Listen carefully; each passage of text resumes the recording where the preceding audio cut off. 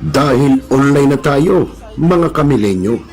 Kaya manood, makinig dito sa Millennial Online TV.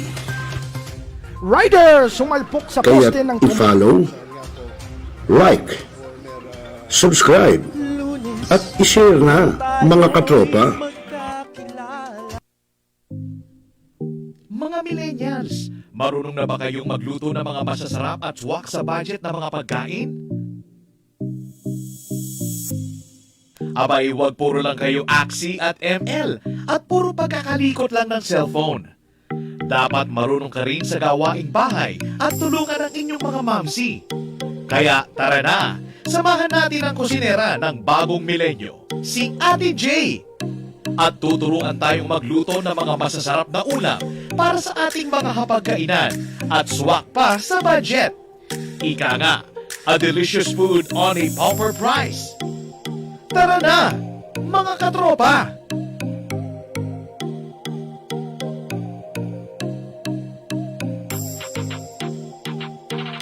I-type lang sa inyong mga cellphone, sa inyong mga Facebook at YouTube, ang Millennial Online TV.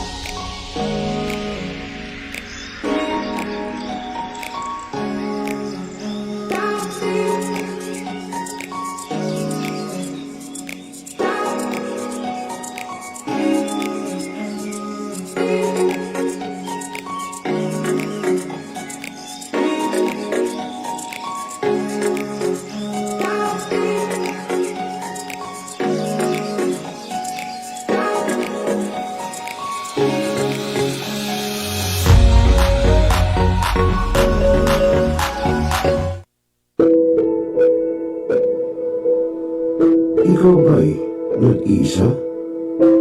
Nalulungkot? Dahil iniwan at ipinagpalit? Niloko? Ngayon minamahal? Kung ngayon, i-type sa inyong mga cellphone, Facebook o YouTube man ang Millennial Online TV. Dahil nasa Millennial Online TV na ang online realista ng bagong milenyo, si Radio Villanos.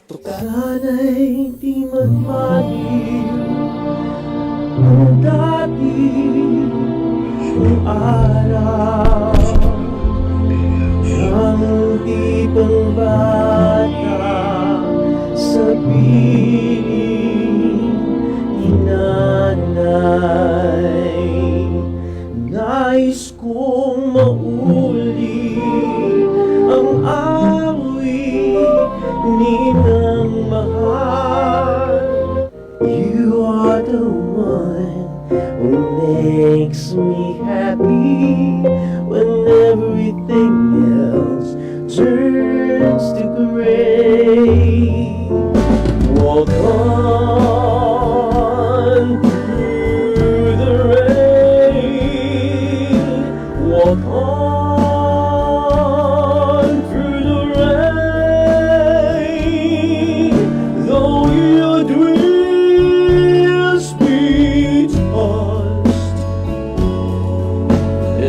Walk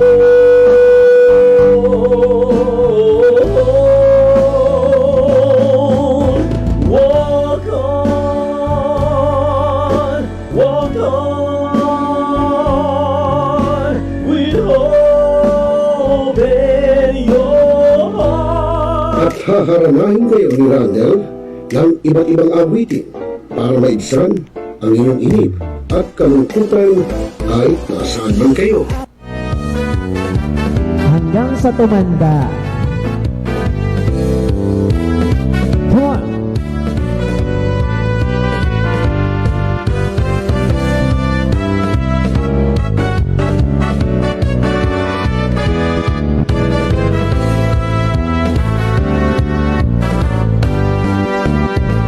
Kung matanda na, sana'y di tayo magbago. At pwede rin kayong makiduwit kay Randall tuwing Huwebes ng hapon. Ano pa hinihintay nyo mga kamilenyo? Tawag na! Araw-araw ikaw ang gusto kong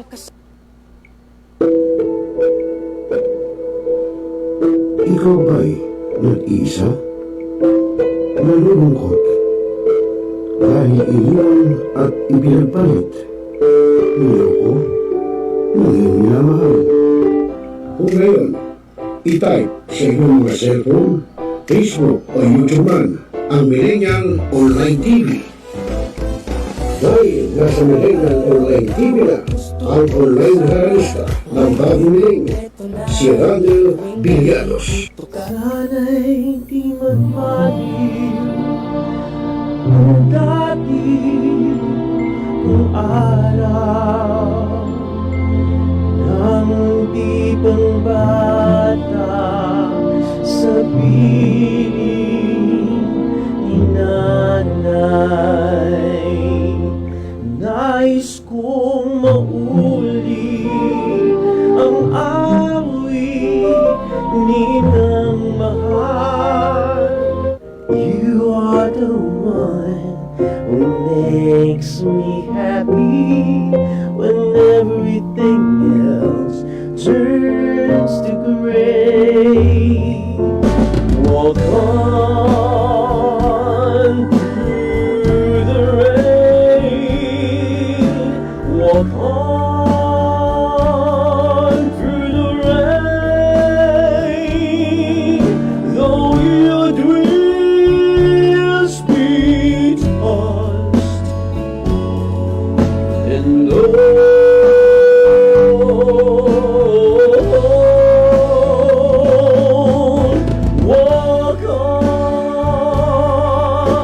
walk on,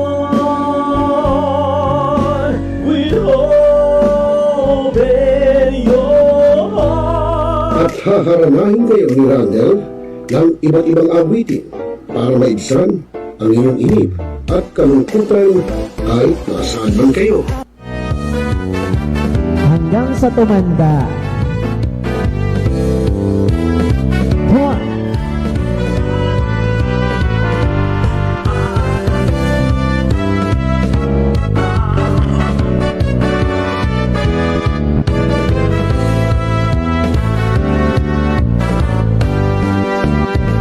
Kung matanda na, sana'y di tayo magbago. At pwede rin kayong makiduwit kay Randall tuwing Huwebes ng hapon.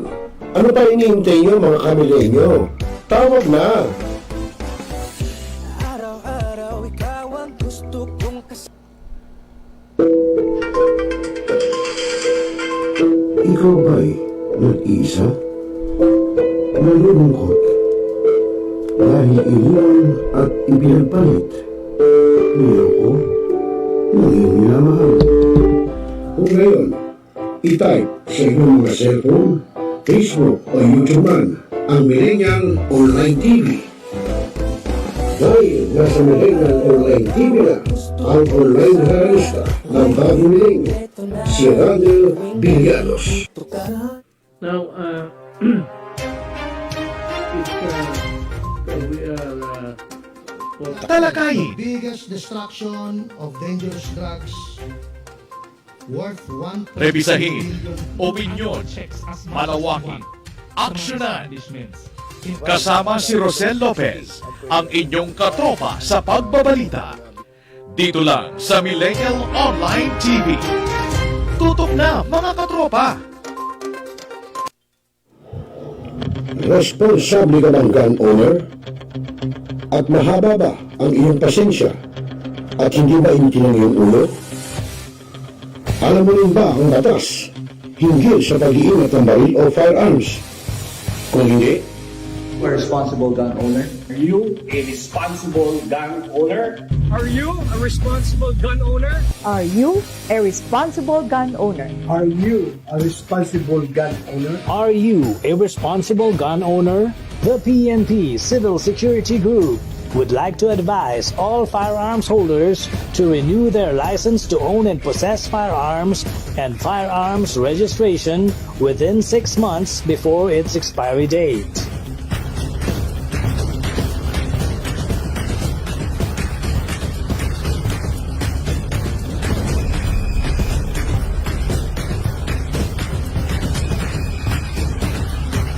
Tumawag na at makipag-ugnayan.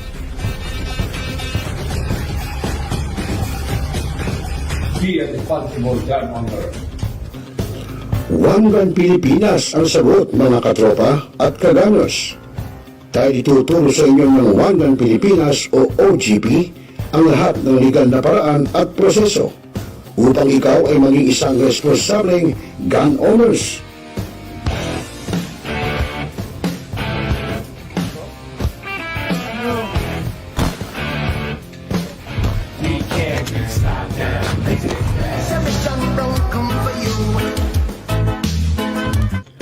Ano pa hinihintay nyo mga kagamers? Sali na sa One Gun Pilipinas ngayon na!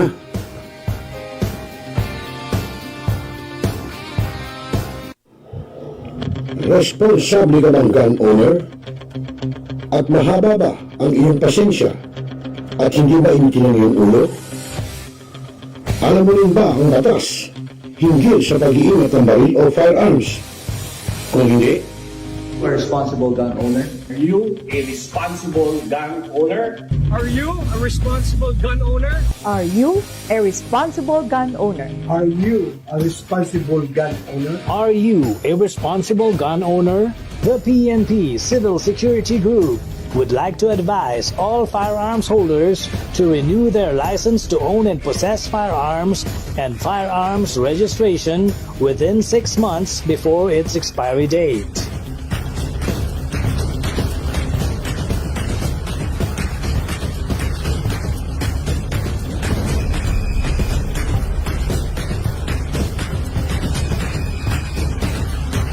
Tumawag na at makipag-ugnayan.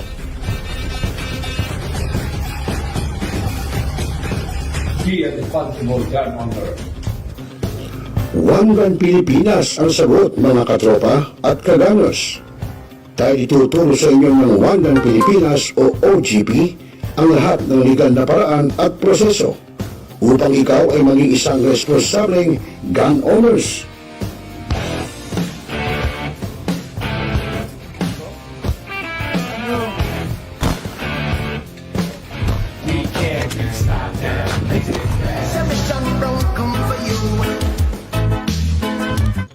Ano pa hinihintay nyo mga kagamers? Sali na sa One Gun Pilipinas. Ayun, good evening Luz Biminda. Good evening Philippines. Good evening Luzon, Visayas at Mindanao. Abay, oras natin alas 8, alas 7 pa lang, alas 7:40. Ngayon po ay araw ng Miyerkules at ika-6 na po ng buwan ng Disyembre taong 2023. Abay, konting panahon na lang, konting araw na lang. Abay, Pasko na. Ay, yung mga ninong at ninang, handa nyo na yung ampaw. Para naman pagdating ng 24 o 25, magpunta sa inyo ng inyong mga inaanak, naka-ready na't iaabot nyo na lang. Siyempre may kasamang pamerienda yan, may kasamang paalmusal kung umaga pupunta, kung hapon, may pamerienda pa rin kung habutin ng gabi, ay meron kayong pahapunan. Okay mga kaibigan, at ako pa yung magiging kasama dito sa programang Tropa. Siyempre dito lang sa Millennial Online TV News and Updates. ROCEL Lopez. At siyempre magandang gabi rin sa ating mga katropa pips, sa ating mga kakuya, kaate ng Central Luzon Region 45, Eagles Media Organization. At siyempre po sa panguna ng aming butihing gobernador, walang iba kundi si Governor Rafael Agkawili. At ganyan din sa ating mga kaganas ng One Gun Pilipinas, magandang gabi sa inyo. Kita-kits po tayo sa December 10. Nako, ang tanong dyan kung anong oras yun. Dahil ang problema meron tayong conflict na kinakailangan puntahan din. Anong oras ba yan, Congressman? Okay, nako, tignan natin kung paano natin mahahati ang ating oras. Nagkataon, nagkatapat. Di bale, talagang ganun Magagawa naman ng paraan yan. At belated happy birthday kay Kuya Hero Lumen. Kay Kuya Hero, hindi nang umbida. Nakakalimutan mangumbida ni Kuya Hero. Pero okay lang yun.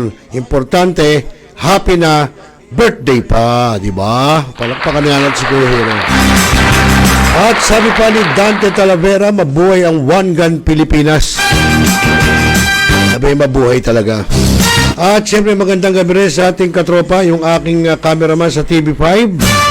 Walang iba kundi si Boss Mark Castro. Palakpakan mo nga, Mr. J. Ayan, at siyempre po sa lahat ng mga taga-5, sa lahat ng mga taga-TV5, magandang gabi sa inyo.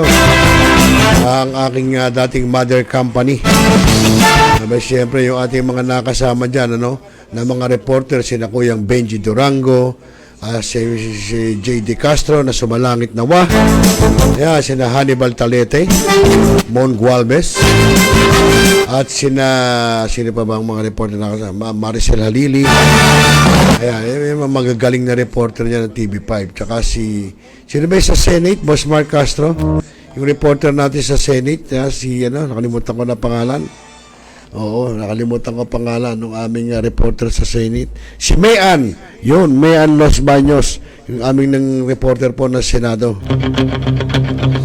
Okay, sa mga kaibigan, alas 7:44 na ng gabi. Medyo ginabi tayo dahil napatagal yung ating pagda-download ng hearing sa Senate. Tungkol po doon sa mga anomalya ron sa sektor ng agrikultura. Nagkaroon sila ng deliberasyon. Mamaya malalaman natin yan.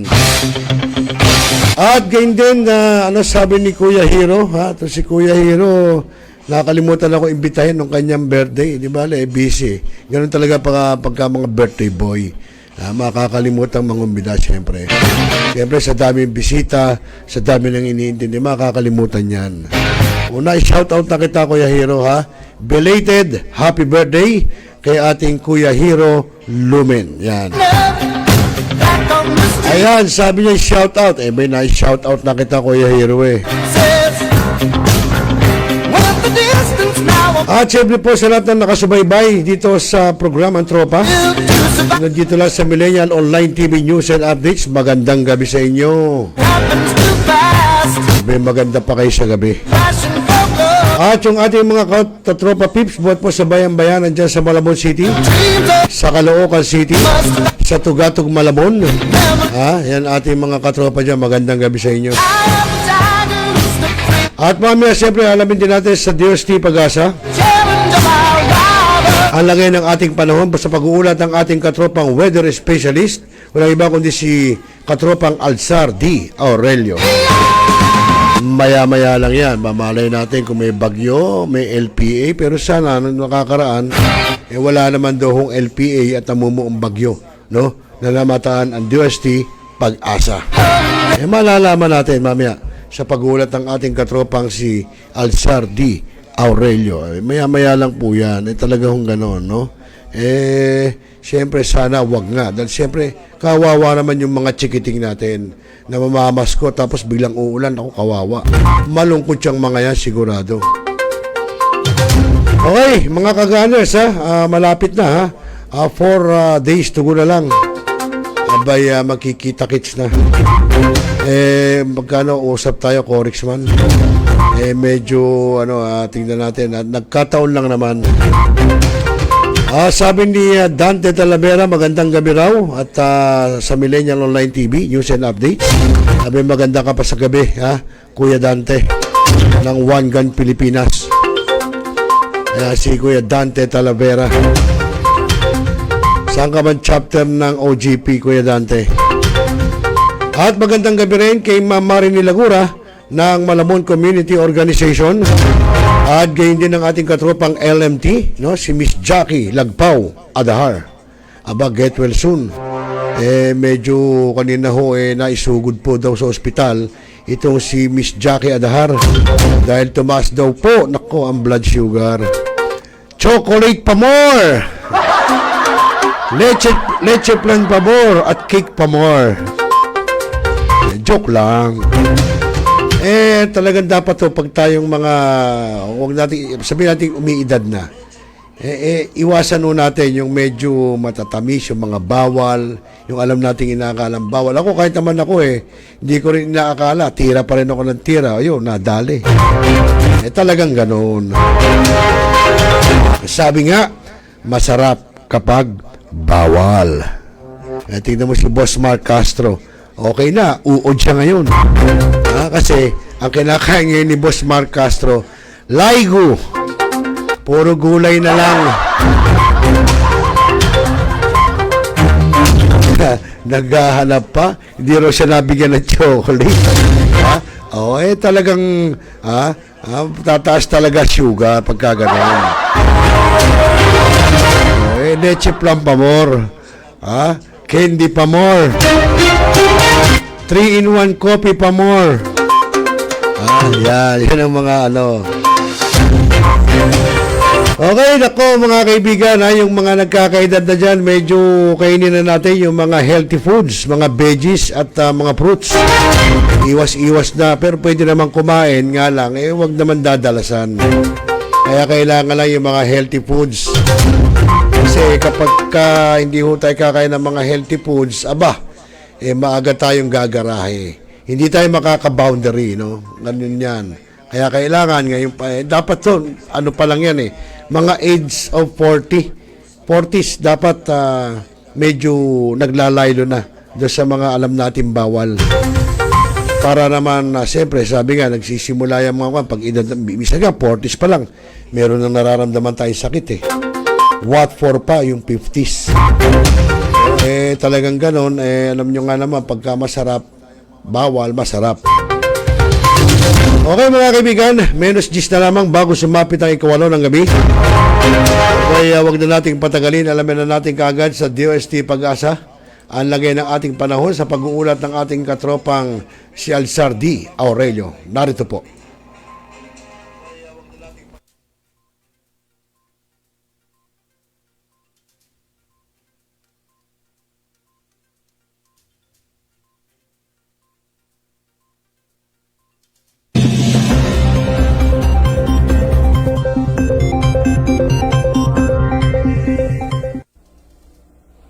Magandang umaga po sa ating lahat. Narito ang ating weather update. Maabot na po o naapektuhan na po ang amihan o northeast monsoon sa extreme northern Luzon. Samantala, itong easterlies ay naapektuhan pa rin ang malaki pong bahagi po ng ating bansa. Kaya ngayong araw, makakaasa pa rin tayo ng mainit na panahon sa bansa, lalo na po sa Luzon at sa Visayas. At sa ating magiging laga na panahon ngayong araw, maganda at maliwas sa panahon ang inaasa po natin sa Luzon. Maliban lang po sa mga isolated na mahina pag-ulan sa Batanes at ganoon din po sa Babuyan Islands, dulo po yan ng amihan o northeast monsoon. Samantala, ito pong lalabing bahagi po ng Luzon, kasama po ang Metro Manila, ay makakaranas po tayo ng mga isolated rain showers, dala po ng localized thunderstorm. Ang agwat pong temperatura sa Metro Manila ay 23 hanggang 32 degrees Celsius. Sa Tuguegarao po, aabot po ng 23 hanggang 31 degrees Celsius. Sa Baguio City ay 16 hanggang 26 degrees Celsius. Dako tayo sa Visayas at Mindanao. dahil po sa easterlies, makakaranas po tayo ngayong araw na maulap ang papaurin na may tsansa po ng mga kalat-kalat na pag-ulan at thunderstorm sa Eastern Visayas, Bohol, Caraga, Davao Region, Northern Mindanao at sa Lanao del Norte. Paalala po sa mga kababayan po natin sa mga nabanggit kong mga lugar ay mag-ingat po tayo at maging alerto dahil sa mga pag-ulan na posibleng magdulot ng mga pagbaha o pagbuho ng lupa. Samantala, itong lalabing buong bahagi ng Visayas at ganoon po sa lalabing buong bahagi po ng Mindanao ay fair weather ho tayo o magiging maganda at maliwas sa panahon maliban lang po sa mga isolated na rain showers dahil sa thunderstorm. Sa ating weather outlook, bukas, Thursday hanggang Sabado ay patuloy pa rin tayo na magiging maganda at maliwas na panahon sa mga piling lugar sa bansa. Yung pong northeast monsoon o amihan ay inasa po na nating lalakas at maapektuhan ang malaking pong bahagi ng Northern Luzon. Kaya sa mga kababayan po natin sa Baguio City, makakaasa po tayo ng mga isolated na mahinang pag-ulan. Sa ibang lugar, isolated rain showers dahil sa localized thunderstorm. Ang araw pong sisikat sa ganap pong 6:08 ng umaga. Ang araw lulubog sa ganap na 5:26 ng hapon. Yan pong ating weather update mula sa PagAsa. Ako po, si Alzardi Aurelio.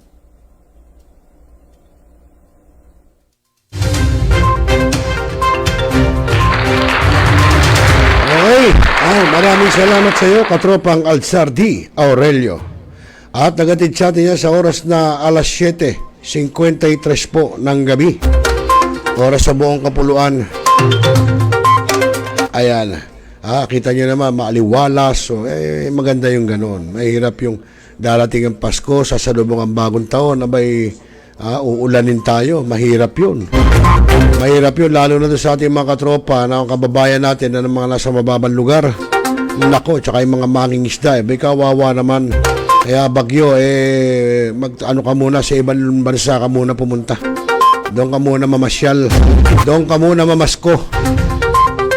Okay, so yun mga kaibigan. At ayan, yung ating mga katropa. Ano? At ito, yung ating itutunghay po ngayon mga katropa ay tungkol po doon sa ginawang pagdinig ng Senate ng mga senador. Tungkol po doon sa di umano ay mga anomalya sa sektor ng agrikultura. Nagtalakayan sila rito. So alamin natin, no? Siyempre, nag-preside dyan, Senator Juan Miguel Zubiri, si Tess Daman, Senator Villanueva, Senator, sino ba to? Alam ko, nandito si Senator Pia Cayetano, Loren Legarda, at iba pang mga senador. So mga kaibigan, panoorin natin, pakinggan natin, alamin natin, talaga naman, no, kaya nga pinatututukan ng Agriculture Department dahil po noong paman, sabi nga ni Pangulong Ferdinand Marcos Jr. ay merong anomalya sa sektor ng agrikultura. So panoorin natin. Ngayon, pwede kayo magbigay ng inyong opinion, pwede naman natin ipaabot sa kinauukulan. Narito po.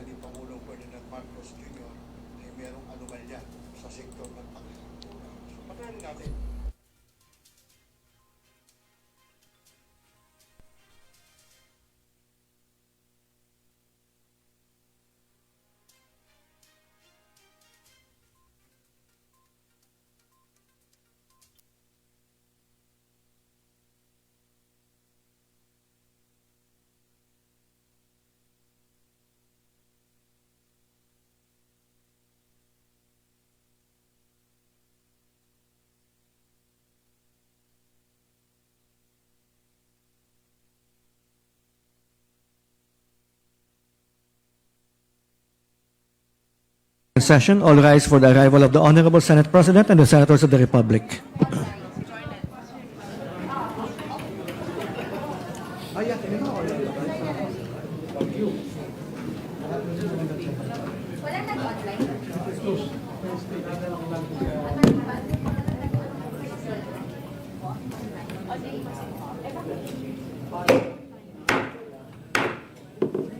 The 35th session of the Senate and the second regular session of the 19th Congress is hereby called to order. The chamber will be led in prayer today by distinguished colleague Senator Grace Poe.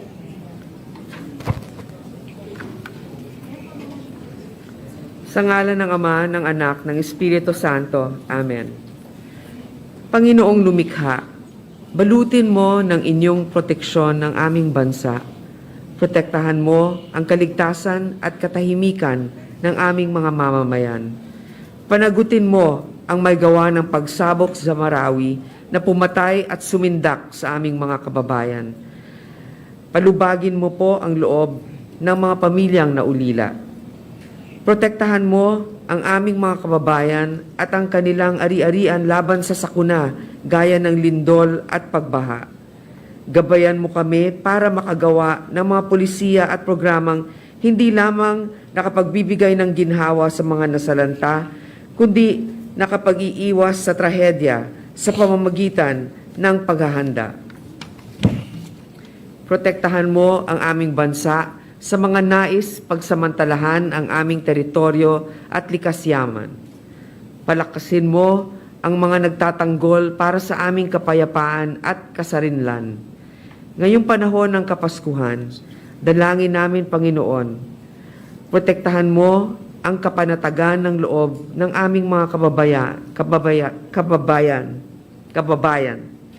Iparamdam mo po sa aming lahat ang ligaya ng kasaganahan. Amen. Sa ngalan ng Ama, ng Anak, ng Espiritu Santo. Amen. Secretary, please call the roll of members. Session suspended for a moment.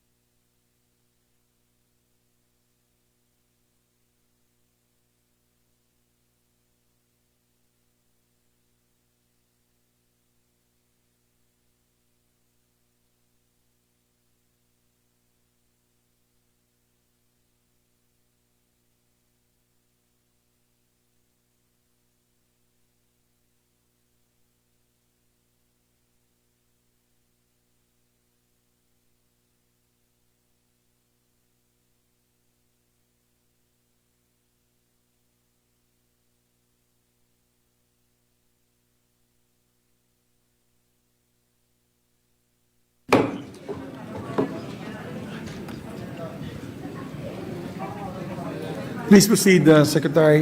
Call the roll.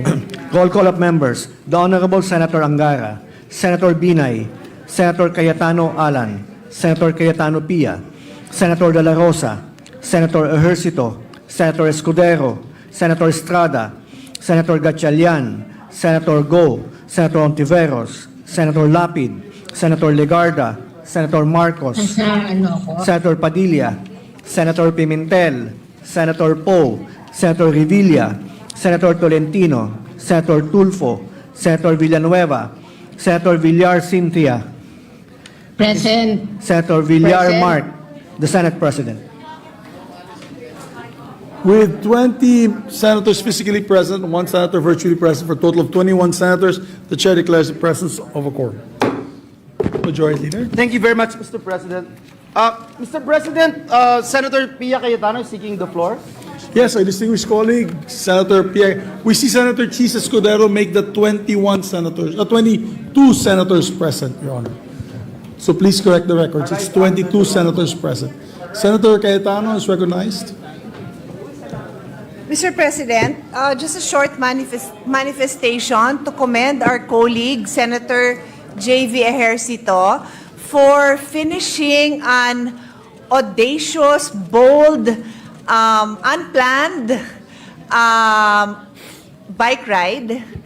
It's a 200-kilometer bike ride, Mr. President. Wow. And even a regular biker will commend our colleague because I would say common sa mga bikers, long-distance bikers to bike 80 to 100 kilometers. And based on the post of our colleague, that was his plan, no, to just finish 100 kilometers. But as we all know, if you're surrounded by good company and you have an inspiration, di pa natin alam kung ano yung inspiration, you can do anything you want. So we're very proud of our colleague as a fellow biker. And not only is it a personal feat, but it stands for so many things. Obviously, for me, it's whenever I'm on my bike, and I'm sure his honor, it's our way of promoting sustainable transportation. The bike ride this event is actually a self-sustaining ride because it's not a tournament, it's not a race. Parang sariling sikap itong karera na to, no? So di ba you stop wherever you want to stop, you know, you take your own drink, you go at your own pace. So it's really a lot of self-discipline to go through it. And then of course it's also proof that above 30 you can still be fit. And then it's also a work-life balance. So I'm very proud of our colleagues, and I'm sure our other colleagues are also proud of him. So congratulations to our colleague Senator JV for accomplishing the 200 kilometers ODAX over the weekend. Yes, congratulations, Senator J.V. Ejercito. We should also congratulate his inspirational manager, Senator Jingo Estrada. Was your inspirational manager to inspire you to bike 200 kilometers.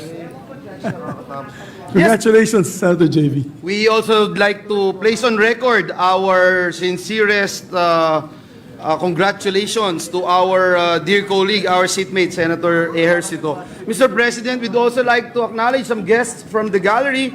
Guests of Senator Ontiveros from the labor sector, Attorney Jason Suarez of Transco, Christopher Bautista of PCSO, Oscar Alvarez of PAGCOR, and other government employees present here today for in support to the convention ILO 190. Yes, welcome to the Senate, distinguished gentlemen. Mr. President, at this juncture, I move that we dispense with the reading of the Journal of the 34th Session, Monday, December 4, 2023, and consider the same as approved. There being no objection to the motion, motion is approved. Mr. President, at this juncture, I move that we proceed with the reference of business. There being no objection, we ask the Secretary to proceed with the reference of business. Bills on first reading, Senate number 2502, right-sizing the national government to improve public service delivery and for other purposes, Senator Villanueva. Committees on Civil Service, Government Reorg, and Finance. 2503, regulating and modernizing the practice of medical technology in the Philippines, repealing for the purpose RA 5527 and 6138, and PD numbers 498 and 1534, providing funds therefore and for other related purposes, Senator Go. Committees on Civil Service, Government Reorg, Health, and Finance. 2504, increasing the salary schedule of civilian personnel in the government and for other purposes, Senator Go. To the Committee on Civil Service, Government Reorg, and Finance. Resolutions, proposed Senate Resolution 873, directing the Committee on Public Order and Dangerous Drugs to conduct an inquiry in aid of legislation into the alleged Ayuda scam in Davao del Norte and Davao de Oro, which threatened and disturbed the peace and order of our communities, Senator De La Rosa. Committees on Public Order and Dangerous Drugs, Social Justice, and Rural Development. 874, directing the appropriate Senate committee to conduct an inquiry on the preparedness of the Philippine government to detect, prevent, minimize, treat, and contain the reported global rise of respiratory illnesses and the capacity of the country's healthcare system to handle a surge or outbreak of cases. Senator Villanueva. Committee on Health and Demography. 875, expressing the sense of the Senate strongly condemning in the highest possible terms the recent bombing in Mindanao State University of Marawi during the celebration of a Catholic Mass that resulted to the death of 4 persons and injuring 45, and urging the military and law enforcement agencies to undertake the necessary steps to bring the perpetrators to justice. Senator Ejercito. Committee on Rules.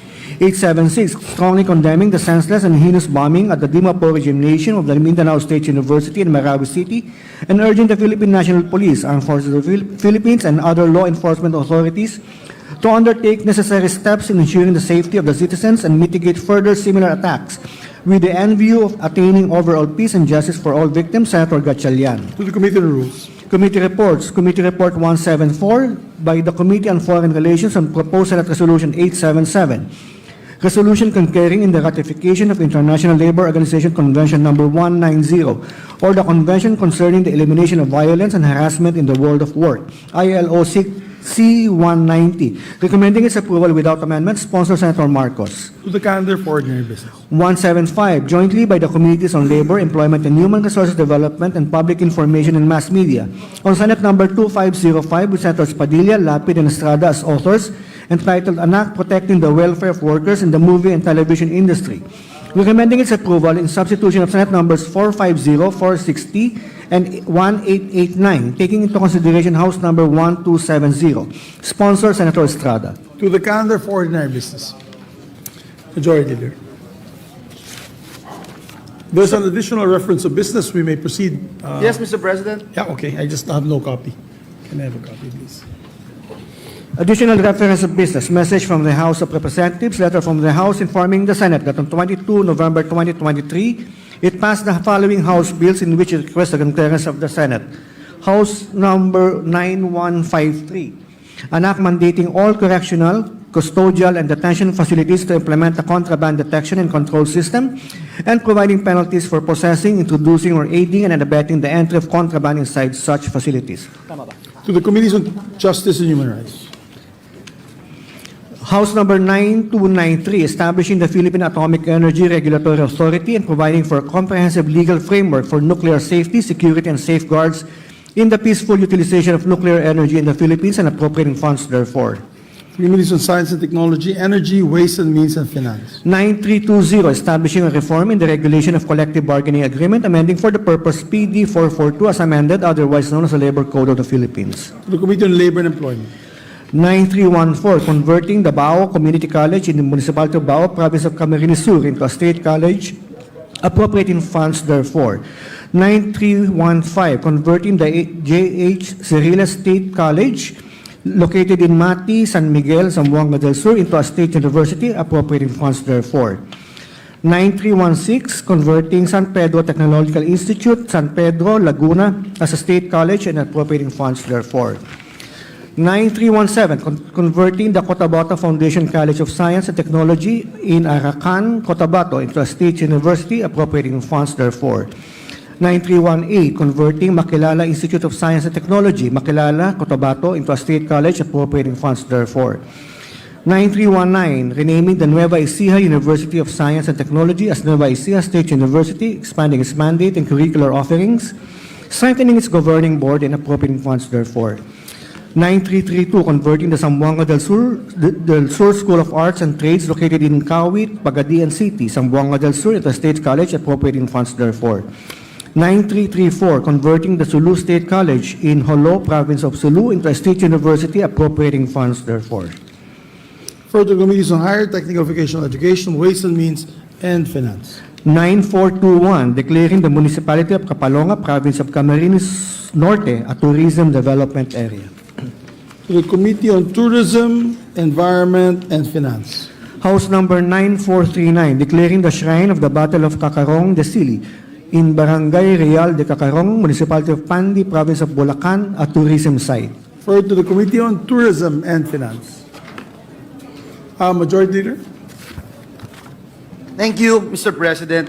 Mr. President, at this juncture, I move that we transfer from the calendar for ordinary business to the calendar for special orders. Committee Report number 174 on proposed Senate Resolution number 877.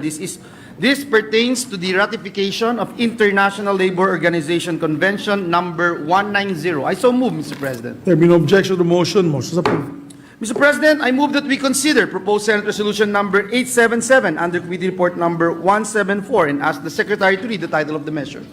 There be no objection. Motion is approved. The Secretary, please read the title of the Resolution concurring in the ratification of International Labour Organization Convention number 190, or the Convention concerning the elimination of violence and harassment in the world of work, ILO C-190.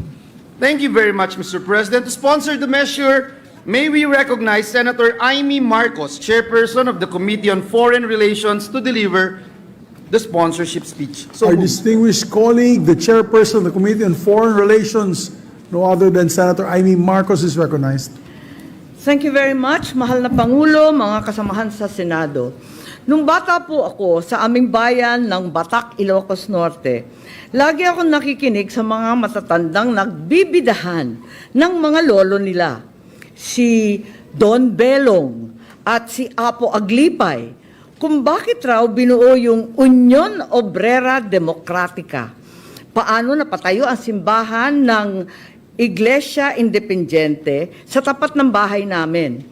At ang samut-saring gawain ng himagsikang Pilipino.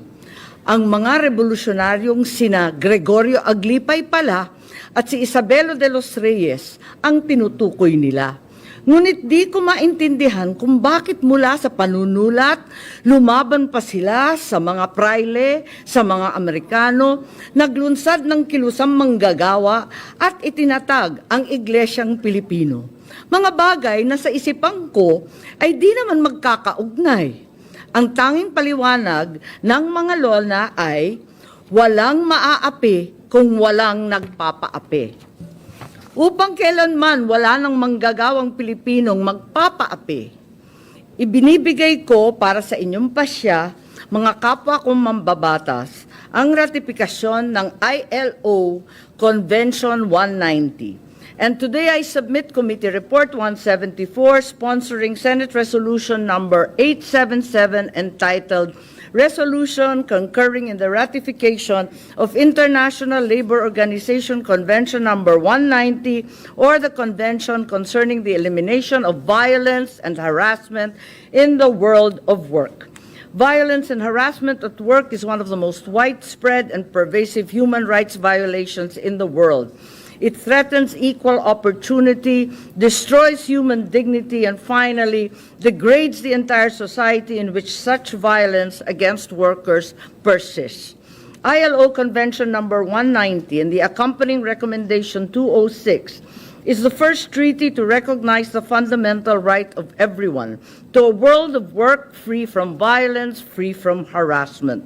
It provides the first internationally agreed single definition of violence and harassment at work, defining it as a range of unacceptable behaviors and practices that aim at, result in, or are likely to result in physical, psychological, sexual, or economic harm, and includes gender-based violence and harassment.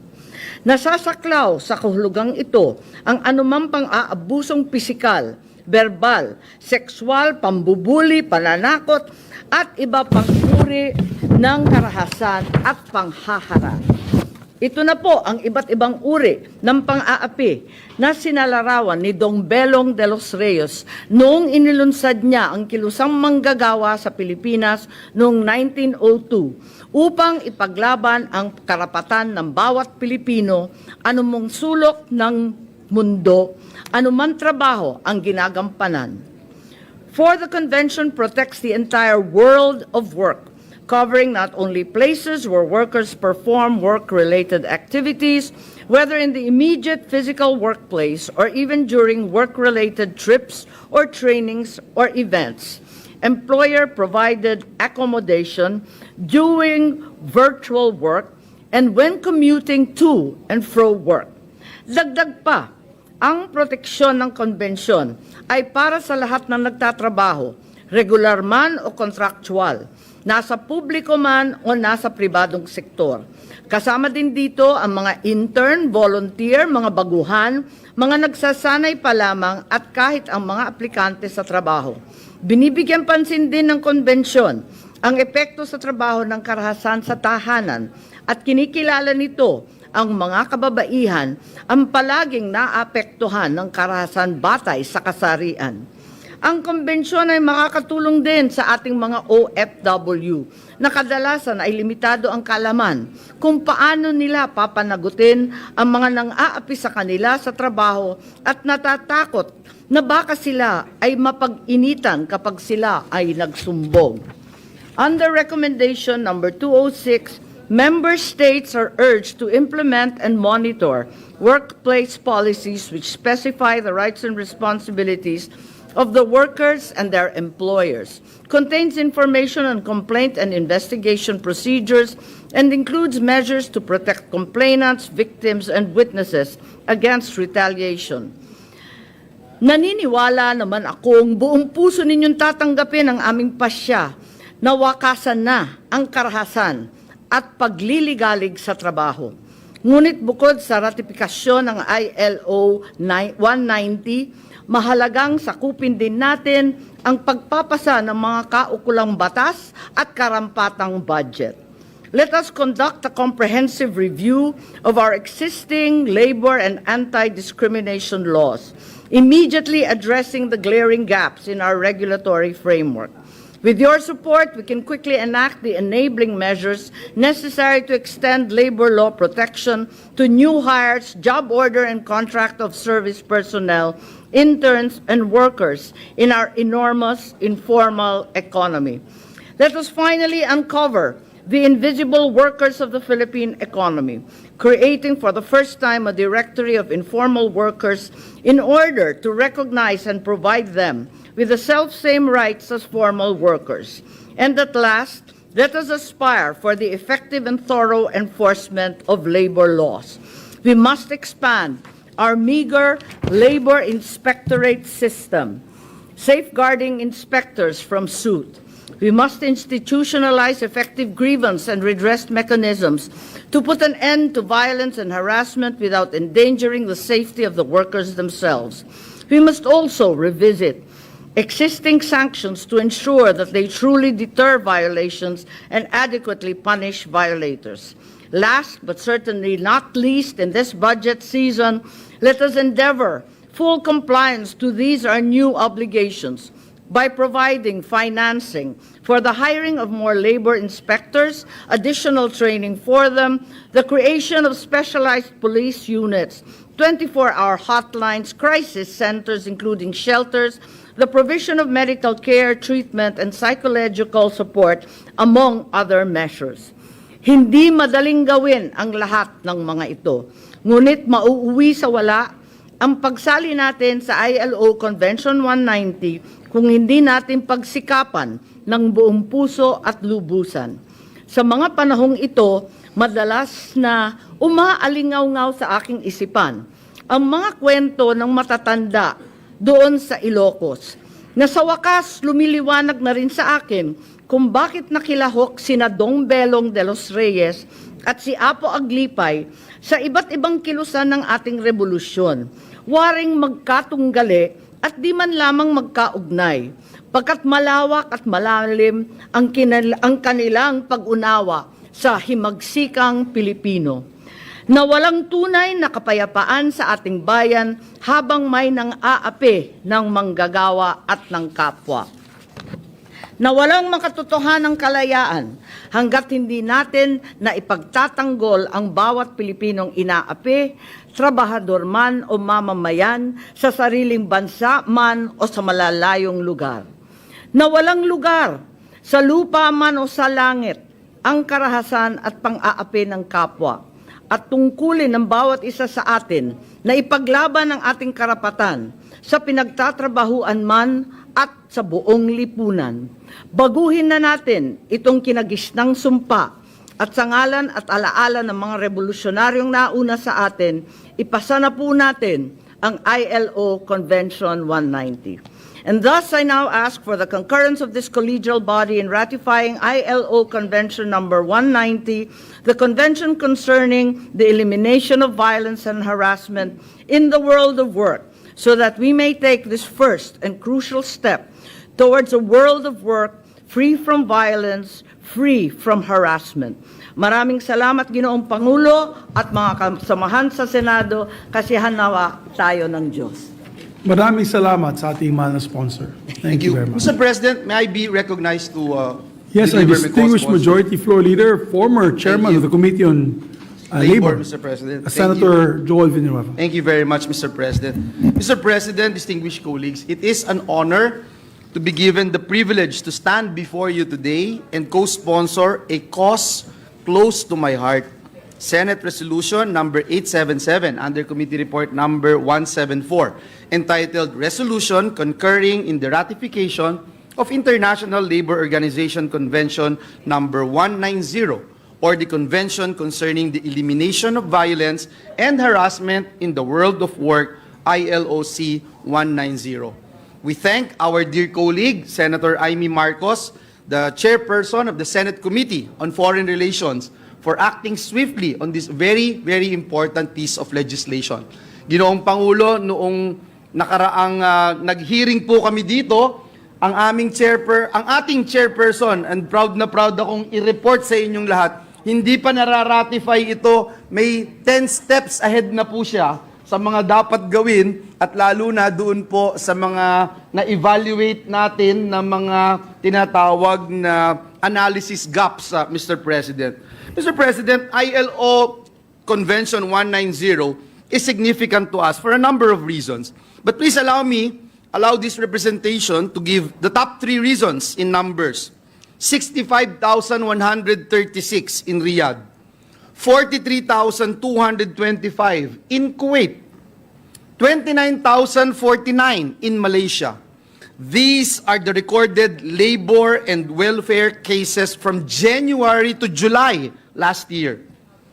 Each number, Mr. President, represents a Filipino migrant worker that faced maltreatment, mistreatment, contract violation, contract substitution, sexual harassment, or rape, among others.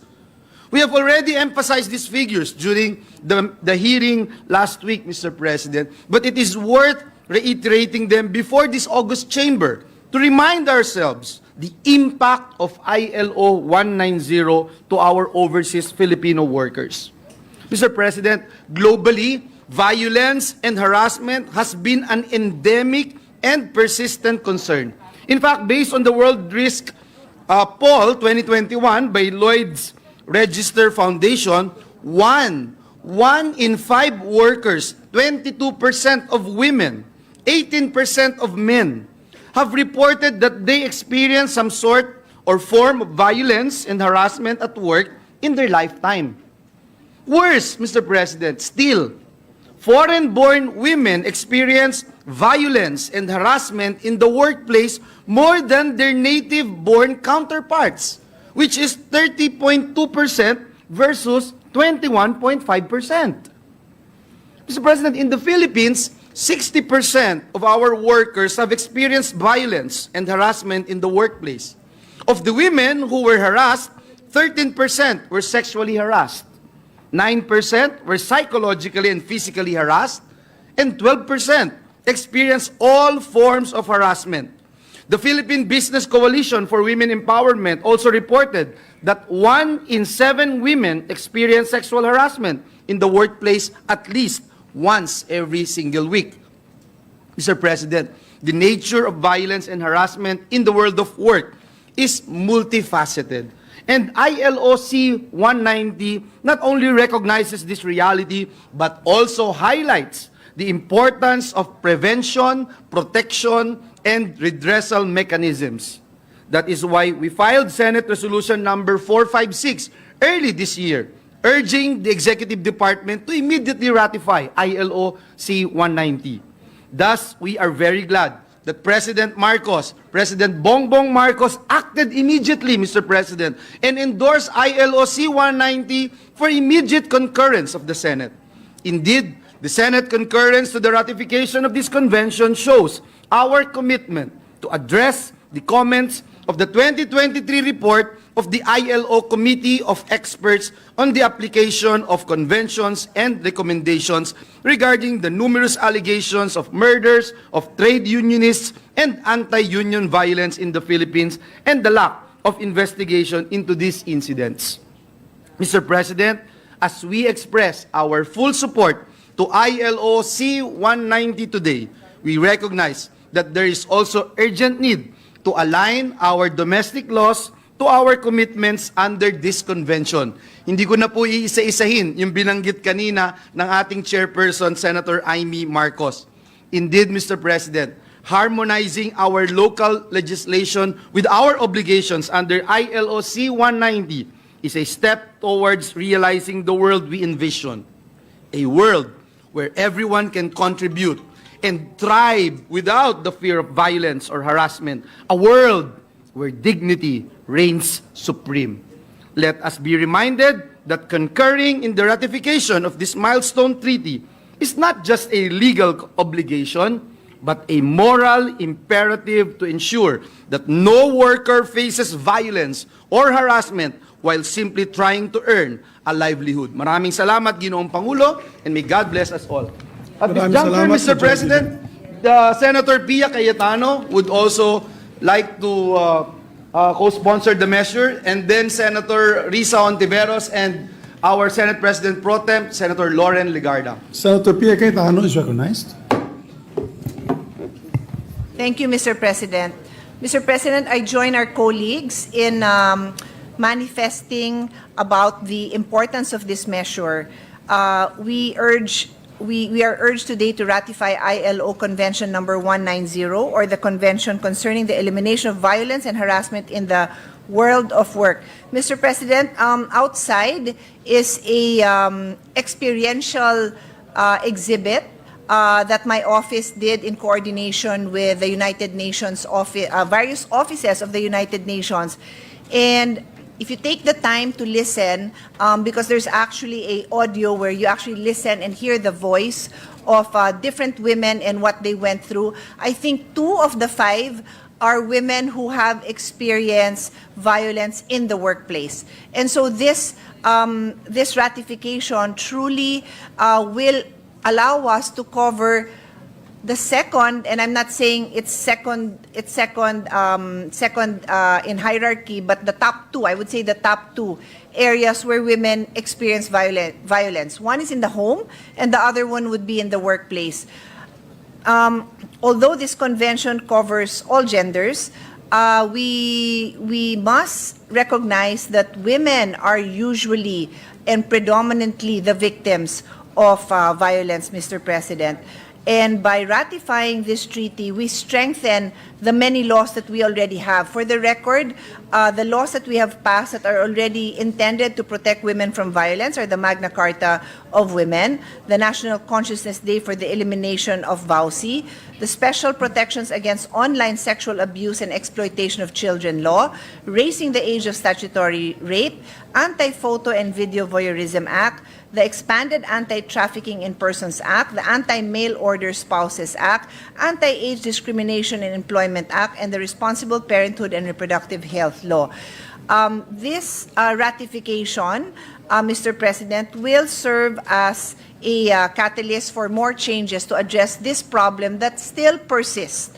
And I must also add that this will also allow us to address various SDGs, of course, SDG 5, gender equality, then SDG 10, reduced inequalities, SDG 16, peace, justice, and strong institution, SDG 17 on partnership for the goals, and of course, sustainable cities, because we want women to be safe in their neighborhoods. So on that note, Mr. President, I hope this is ratification, not I hope, but I know that this ratification will pave the way for stronger policies to protect women. Thank you, Mr. President. Thank you very much, my dear colleague. Next, Our Deputy Minority Leader, Mr. President, Senator Risa Ontiveros. I move that she be Minority Floor recognized, Leader. Mr. President. Yes, Senator Risa Ontiveros. Madam. Salamat kaayo, Mr. President. As Chair of the Senate Committee on Women, Children, Family Relations, and Gender Equality, I am delighted that the ratification process for Convention 190, or the Convention on the Elimination of Violence and Harassment in the World of Work, has commenced.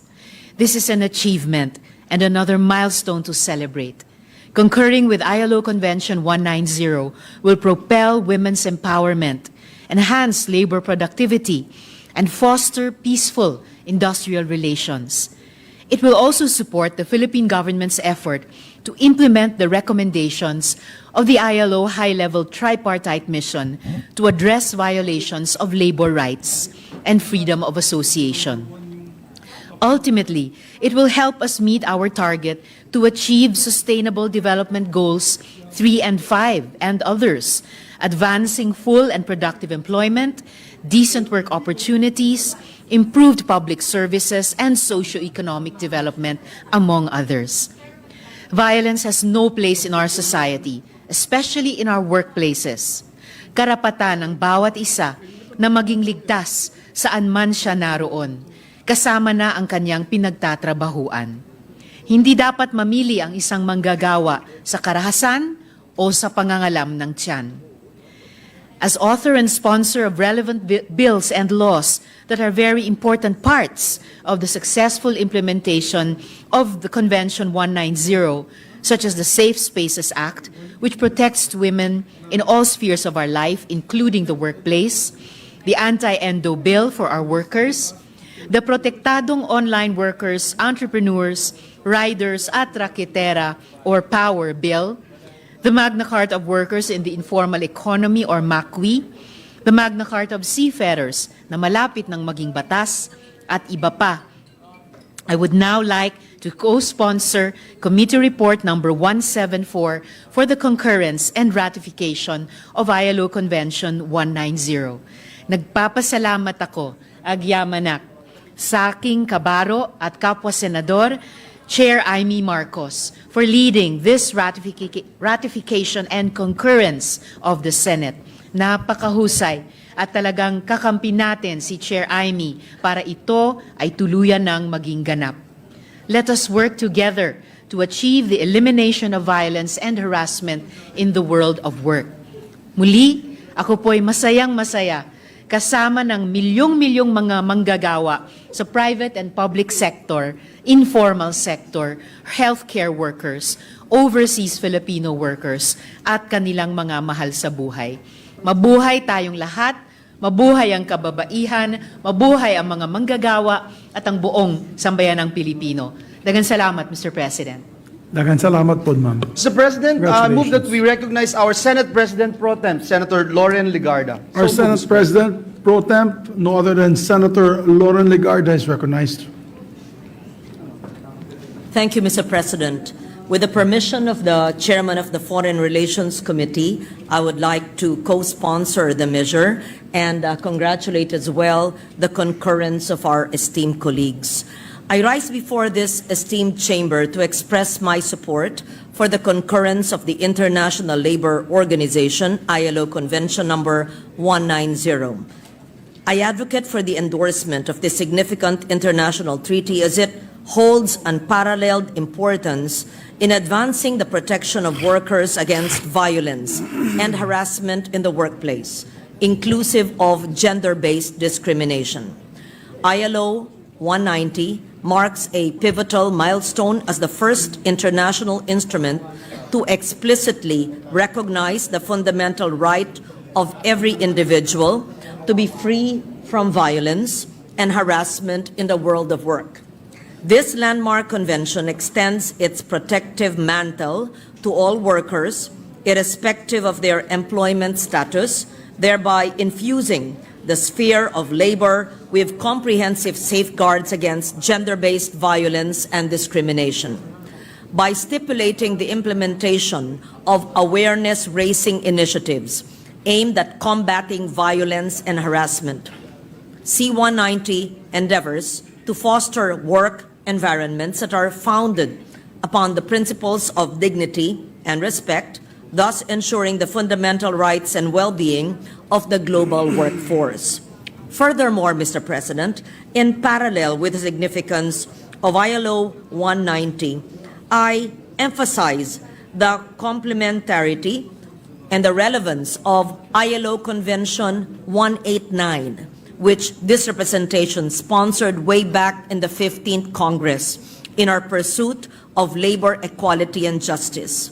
189 underscores the fundamental principle that domestic workers, akin to their counterparts in other labor sectors, are entitled to basic rights, including reasonable working hours, weekly rest periods, transparent dissemination of employment terms and conditions, and the freedom of association. This solidarity in the assertion of rights underscores our commitment to upholding the inherent dignity and well-being of all workers, irrespective of their occupational category.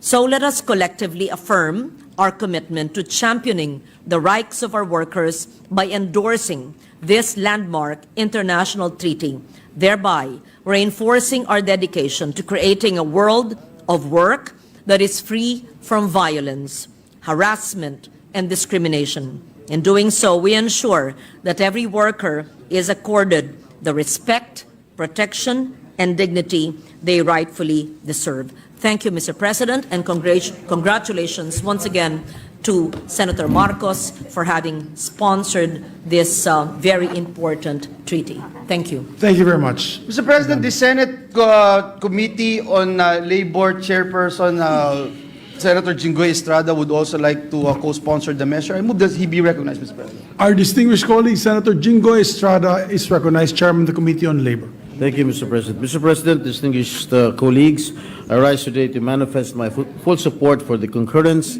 to the ratification of International Labor Organization Convention number 190, or the Convention concerning the elimination of violence and harassment in the world of work. As chairperson of the Committee on Labor, I laud the chairperson for swiftly acting on the ratification of ILO C-190. This convention is the first ever international treaty on violence and harassment in the world of work. It also adopts an inclusive, integrated, and gender-responsive approach, allowing the protection of workers in all sectors, in both formal and informal economies, and in urban and rural areas. It likewise covers all workers and employees irrespective of their contractual status. The scope of protection extends to persons in training, including interns and apprentices, workers whose employment have been terminated, volunteers, job seekers, and job applicants. The ratification of ILO C-190 will reinforce the commitment of the Philippine government to promote and protect the rights of Filipino workers here and abroad. It will uphold the right of every individual to a working environment that is free from discrimination, violence, and harassment. As your chairperson of the Committee on Labor, we join in the call for the Senate concurrence to the ratification of this convention that would allow all workers' rights to safety, fairness, and dignity in the world of work. There is much to do in terms of operationalization, but this is a step in the right direction in ensuring decent work for all. Thank you very much, Mr. President. Thank you very much, distinguished colleague. Mr. President, Senator Robin Hood Padilla is also seeking the floor. I move that he be recognized, Mr. President. Our distinguished colleague, Senator Robin Hood Padilla, is recognized. Maraming salamat po, Ginoong Pangulo, at maraming salamat po sa pinunong mayoriya. Ako po ay 100% na sumusuporta sa mga binigkas po ng ating ginagalang na Senadora Amy Marcos, sapagkat napakaganda po ng kanyang talumpati patungkol po sa mga revolusyonaryo. Ito po ay kailangan nating namnamin ang tamis nito sapagkat, mahal na Ginoong Pangulo, ang mga nauna sa atin ay tunay na mga manggagawang Pilipino. Yan po ang mga kasama ni Andres Bonifacio. Sila po ay ang mga totoong manggagawa na tunay na pumukaw ng revolusyon. At ito po ay bago ninakaw ng mga politiko. Kaya napakaganda po ng paliwanag ng ating mahal na Senadora na hanggang sa ngayon, ang nagpapatuloy po ng revolusyon na yan ay yung mga manggagawa pa rin. At napakahalaga po na atin pong yakapin itong ratifikasyon nitong isinagawa ng International Labor Organization sapagkat ito po ay pagpapatuloy pa rin ng mga pinaglalaban ng mga katipunera nung araw na ipaglaban ang karapatan nila na kapantay ng kalalakihan. Iyan po ay napakasarap pong namnamin sapagkat ngayon katatapos lang po ng kaarawan ng ating revolusyonaryong ama ng revolusyon na si Andres Bonifacio. At ngayon pong December 5 ay inaalala din po natin ang mutiny ng mga Pilipinong sundalo diyan sa Intramuros. Napakasarap po pakinggan sapagkat ibig sabihin, buhay na buhay pa rin ang espiritu ng revolusyon sa ating puso at ang pagnanais natin na mabigyan ng tamang karapatan ang ating mga manggagawa. At ito po ang simula. At ang susunod naman ay yung kanilang sweldo. Inshallah. Sana po ito po ang panimula at dito po sa ating bulwagan, alam ko po na tayo po ay init na rin na maitaas ang sweldo ng ating manggagawa. Pagkatapos po nating ipaglaban ng kanilang karapatan na mawala ang karahasan at pangliligalig sa mga workplaces, ito naman po sana ang isunod natin. Maraming salamat po, Ginoong Pangulo. Maraming salamat. Thank you, Mr. President. To allow our colleagues to study further the measure, Mr. President, I move that we suspend consideration of proposed Senate Resolution number 877 under Committee Report number 174. I so move, Mr. President. There be no objection to the motion. Motion is approved. May I ask for a minute? Before we suspend, we'd just like to make an announcement. Tomorrow we'll have the executive session. It will start at 1:30 in the afternoon for those who are interested to hear about our armed services on what had happened and transpired in Marawi. Whatever information they can share with us.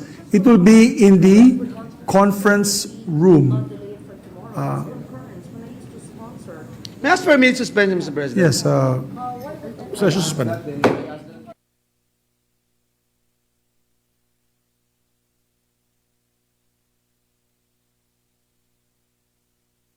Thank you very much, Mr. President. There being no member who wishes to interpolate or ask any further questions, Mr. President, I move that we approve on second reading proposed Senate Resolution number 877 under Committee Report number 174. I so move, Mr. There President. being no objection to the motion is approved, and then we will take it up for third reading next week with a Mr. two-thirds President. required vote. Yes, Mr. President. At this juncture, Mr. President, I move that we suspend consideration of proposed Senate Resolution number 877 under Committee Report number 174. So move, Mr. There President. being no objection to the motion is approved. May I just continue with my manifestation earlier where Yes, it was please, being Mr. President. interrupted by your discussion in the floor. Yeah, we will have a briefing tomorrow by the Armed Services of the Philippines. Those who are interested, please be at my office at 1:30 in the afternoon at the conference hall upstairs at the 6th floor. So those present will be the head of the PNP, head of the AFP, together with the joint services, together with NICA and NSA. Yes. Thank you, my dear colleagues. Majority Leader. Yes, Mr. President. This juncture, I move that we resume consideration of Senate Bill number 2455 under Committee Report number 153. This is the Bill on Self-Reliant Defense Posture Revitalization Act. So move, Mr. President. There being no objection, motion is approved. Mr. President, there being no other member who wishes to interpolate, I move to close the period of interpolation. Thank you. There being no objection, motion is approved. With the consent of the body, I move to ask for a minute suspension, Session Mr. suspended. President.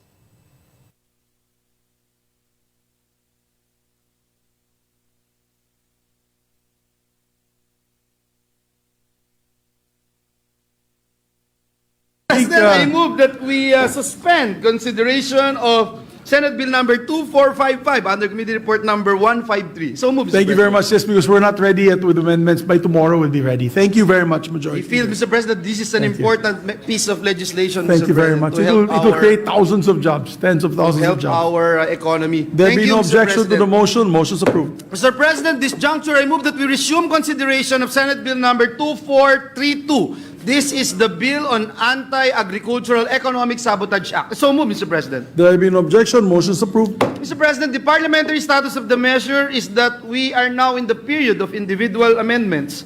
With the consent of the body, I move to resume the period of individual amendments using the clean copy of the bill as of December 4, 2023 as our working draft. I so move, Mr. President.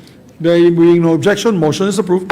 Mr. President, this juncture, I move that we recognize the sponsor of the measure, our chairperson of the Senate Committee on Agriculture, Senator Cynthia Villar, and to introduce his individual amendments, Senator Francis Chis Escudero. So move, just Mr. before I recognize Senator Villar and Senator Escudero, the amendments of Senator Tolentino, Senator Coco Pimentel has already been inputted to this December 4 clean copy. Yes. It's already in the clean copy. Okay. So this is the final, I believe these are the final amendments proposed by our distinguished colleague, Senator Chis Escudero. Please proceed, Madam Sponsor, Senator Villar, and to provide individual amendments to Senator Chis Escudero.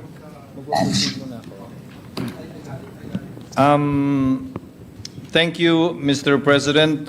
With the permission of the body and with the permission of our distinguished chairperson, Senator Cynthia Villar, I would like to propose the following amendments. With the permission of Senator Villar, Mr. President. Yeah. Thank you, ma'am.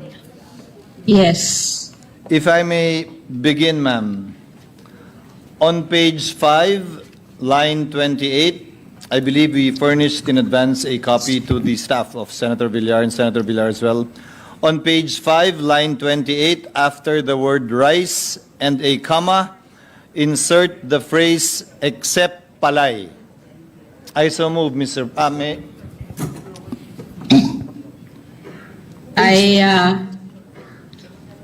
The amendment is, I decline the amendment. Which page, which section? Page 5. Page 5. Which section, which line? Page 5, line 28, Mr. President.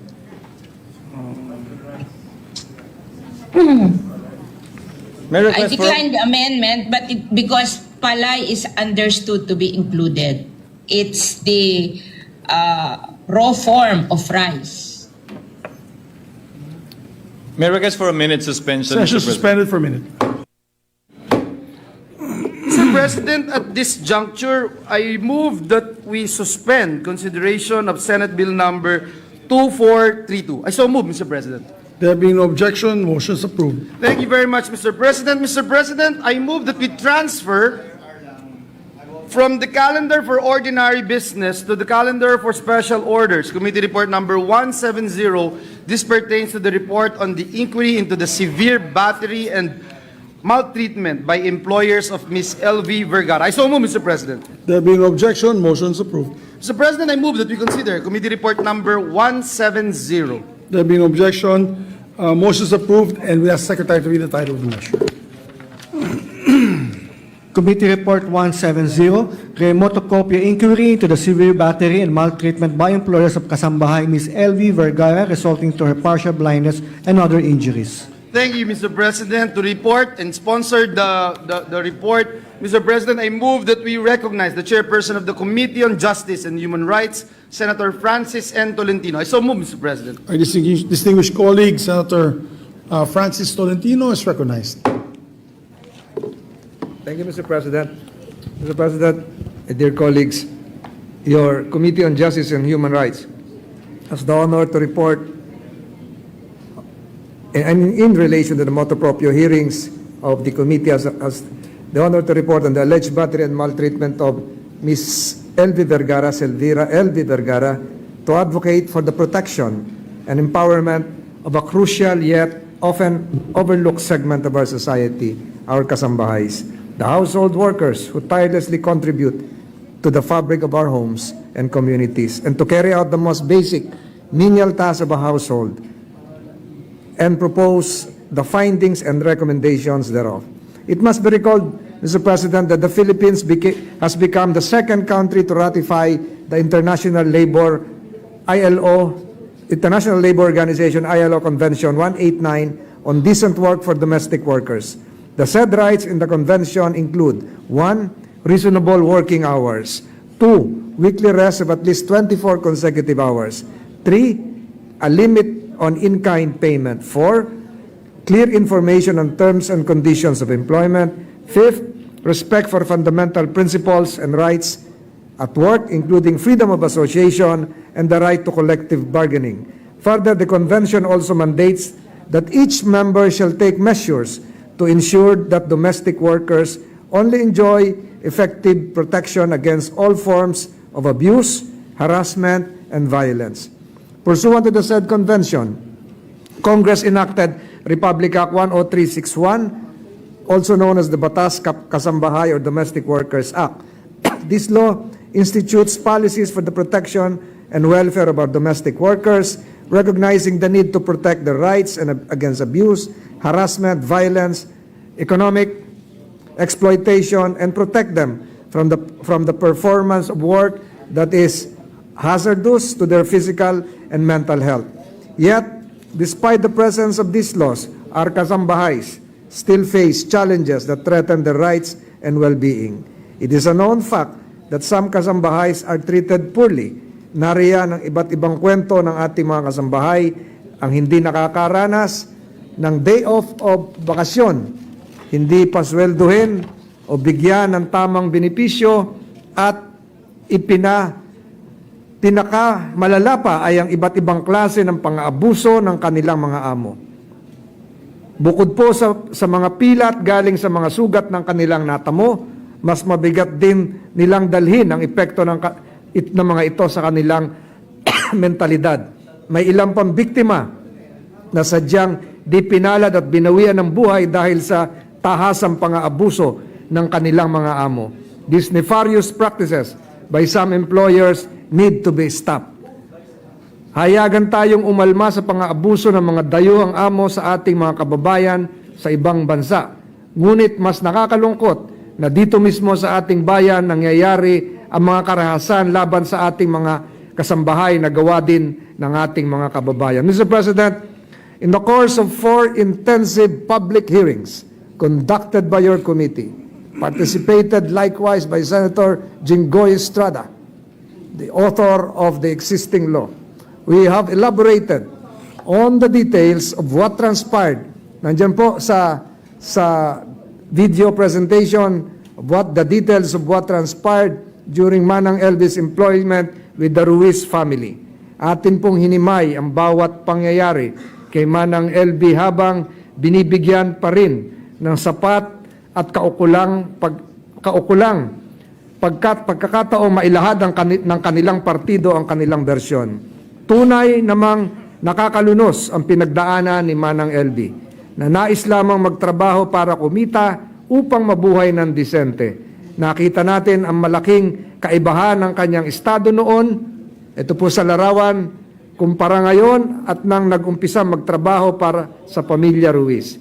Ang kanyang pagkabulag at ang mga pilat sa katawan ay magsisilbing bakas ng kanyang pinagdaanan ng pamilyang kanyang pinagsilbihan. Tunay nga po itong torture, Mr. President. Kanina pong tanghali, I was privileged to be joined by Senator De La Rosa in welcoming the Subcommittee on Human Rights of the United Nations during a dialogue conducted here in the premises of the Senate, kung saan po naipakita natin sa mga miyembro ng United Nations na tumutupad naman ang ating estado sa mga pangako natin sa tratado sa United Nations. Nakita rin natin ang mga kakulangang pagpapatupad ng batas kasambahay sa kawalan ng sapat na pagmumonitor sa lagay ng ating mga kasambahay, kung kaya naman hindi agad na iligtas ng mas maaga si Manang LV. Mr. President, this is not a case of simple maltreatment and physical abuse against a kasambahay. This case showed the lack of initiative and apathy of some of our kababayans towards their fellow man. Kita na ang nakakaawang lagay ni Manang LV, ngunit pikit mata at tikom pa rin ang bibig ng mga tao sa kanyang paligid. Tunay nga po nakakalungkot, Mr. President, my dear colleagues, na kahit may nakalatag ng batas na dapat ay nagpuprotekta sa mga kasambahay, ay tuloy pa rin ang mga ganitong kaganapan at karahasan sa kamay ng ating kapwa Pilipino mismo sa ating sariling bayan. Addressing these issues is not just a matter of compassion, it is a matter of justice and equity. Our kasambahays should endure unfair treatment, abuse, or exploitation simply because of their profession. They deserve to be recognized as equal members of our society with rights that are upheld and protected by the law. To achieve this goal, we must work collectively to strengthen and enforce existing laws and regulations aimed at protecting the rights of kasambahays. We must foster a culture of empathy and understanding where the dignity of all individuals, regardless of their occupation, is upheld.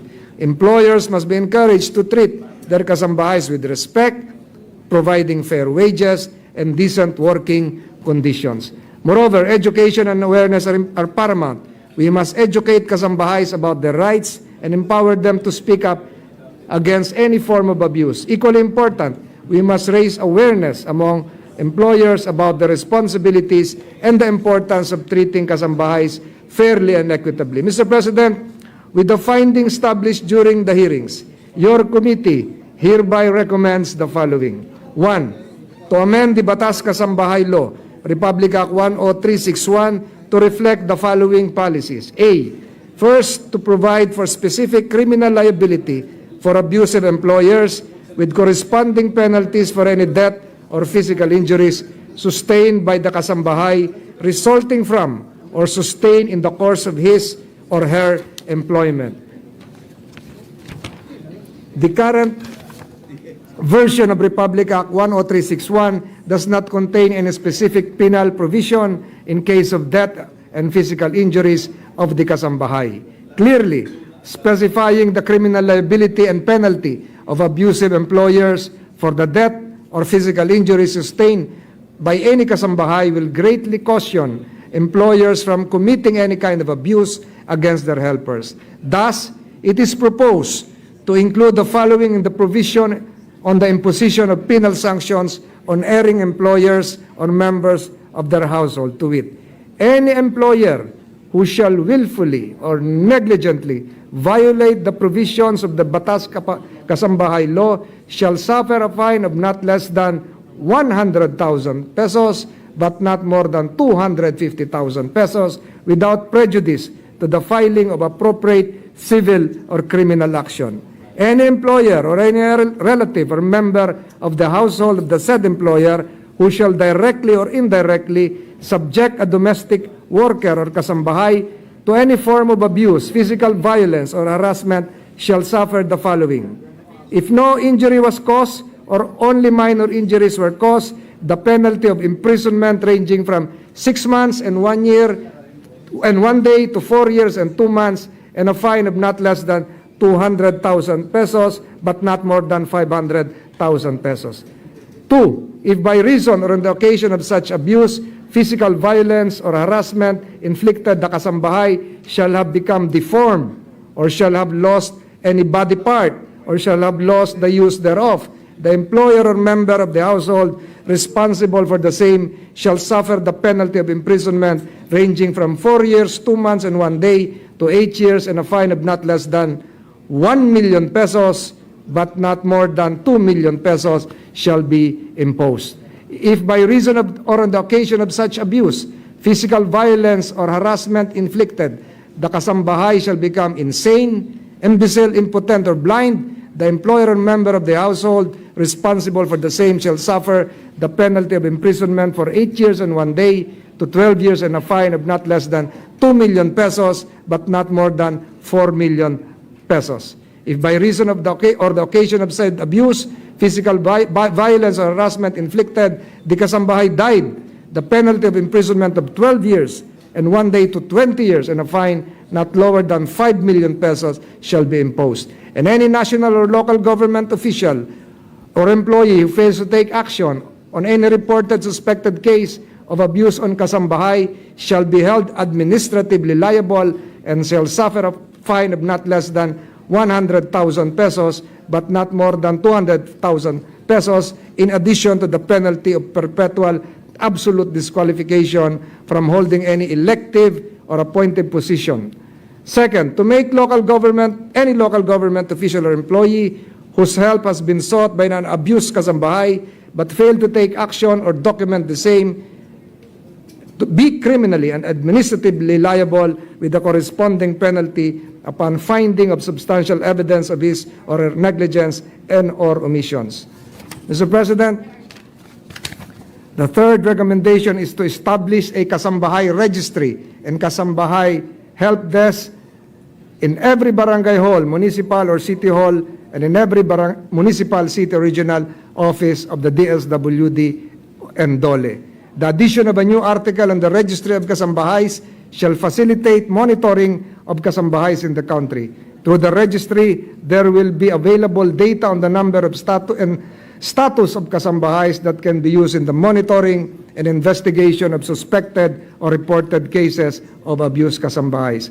Fourth, to call upon the DSWD, DILG, DOLE, DOJ, Commission on Human Rights, and other involved agencies of the government to strengthen their coordination through up-to-date agreements and memoranda pertaining to the monitoring of our kasambahays in order to strictly enforce and implement the Batas Kasambahay law. Lastly, there is a need to revisit the role of the Philippine National Police, especially the PNP Women's Desk. As we now turn to the courts, Mr. President, in seeking justice for the abuses committed to Manang LB, your Committee on Justice and Human Rights fervently hopes that these recommendations and proposed changes will achieve its purpose of fortifying the current Kasambahay law and ensuring that no maltreatment and inhumane acts like this will ever be committed against our Kasambahays again. This representation has filed Senate Bills 2849 last November 15, 2023, an act amending Republic Act 10361, which contains the appropriate amendments to the current Kasambahay law. Sa pamamagitan ng panukalang batas na ito, tayo po ay umaasa na ang nangyari kay Manang LB Vergara ay hindi na mararanasan ng sinumang kasambahay at kung ito po man ay mauulit, ang ating mga sangay ng gobyerno ay mabilis na aksyon upang matigil ito at parusahan ng mga may sala. The Senate must now show to everyone that this is not only a chamber for a selected few, but it is the Senate of the people. It is high time that we come together as a society to ensure that our kasambahays are provided with respect, protection, and fair treatment they rightfully deserve. Let me end this speech once again by thanking our colleagues and our kababayans who showed their compassion and support for Manang LB. As we celebrate Christmas in a few weeks' time, kindly continue your prayers for Manang LB's well-being so that she will overcome this painful experience. Maraming salamat po, Mr. President. Maraming salamat, dear sponsor. Mr. President, Senator Jinggoy Estrada would just like insert into the records his co-sponsorship speech.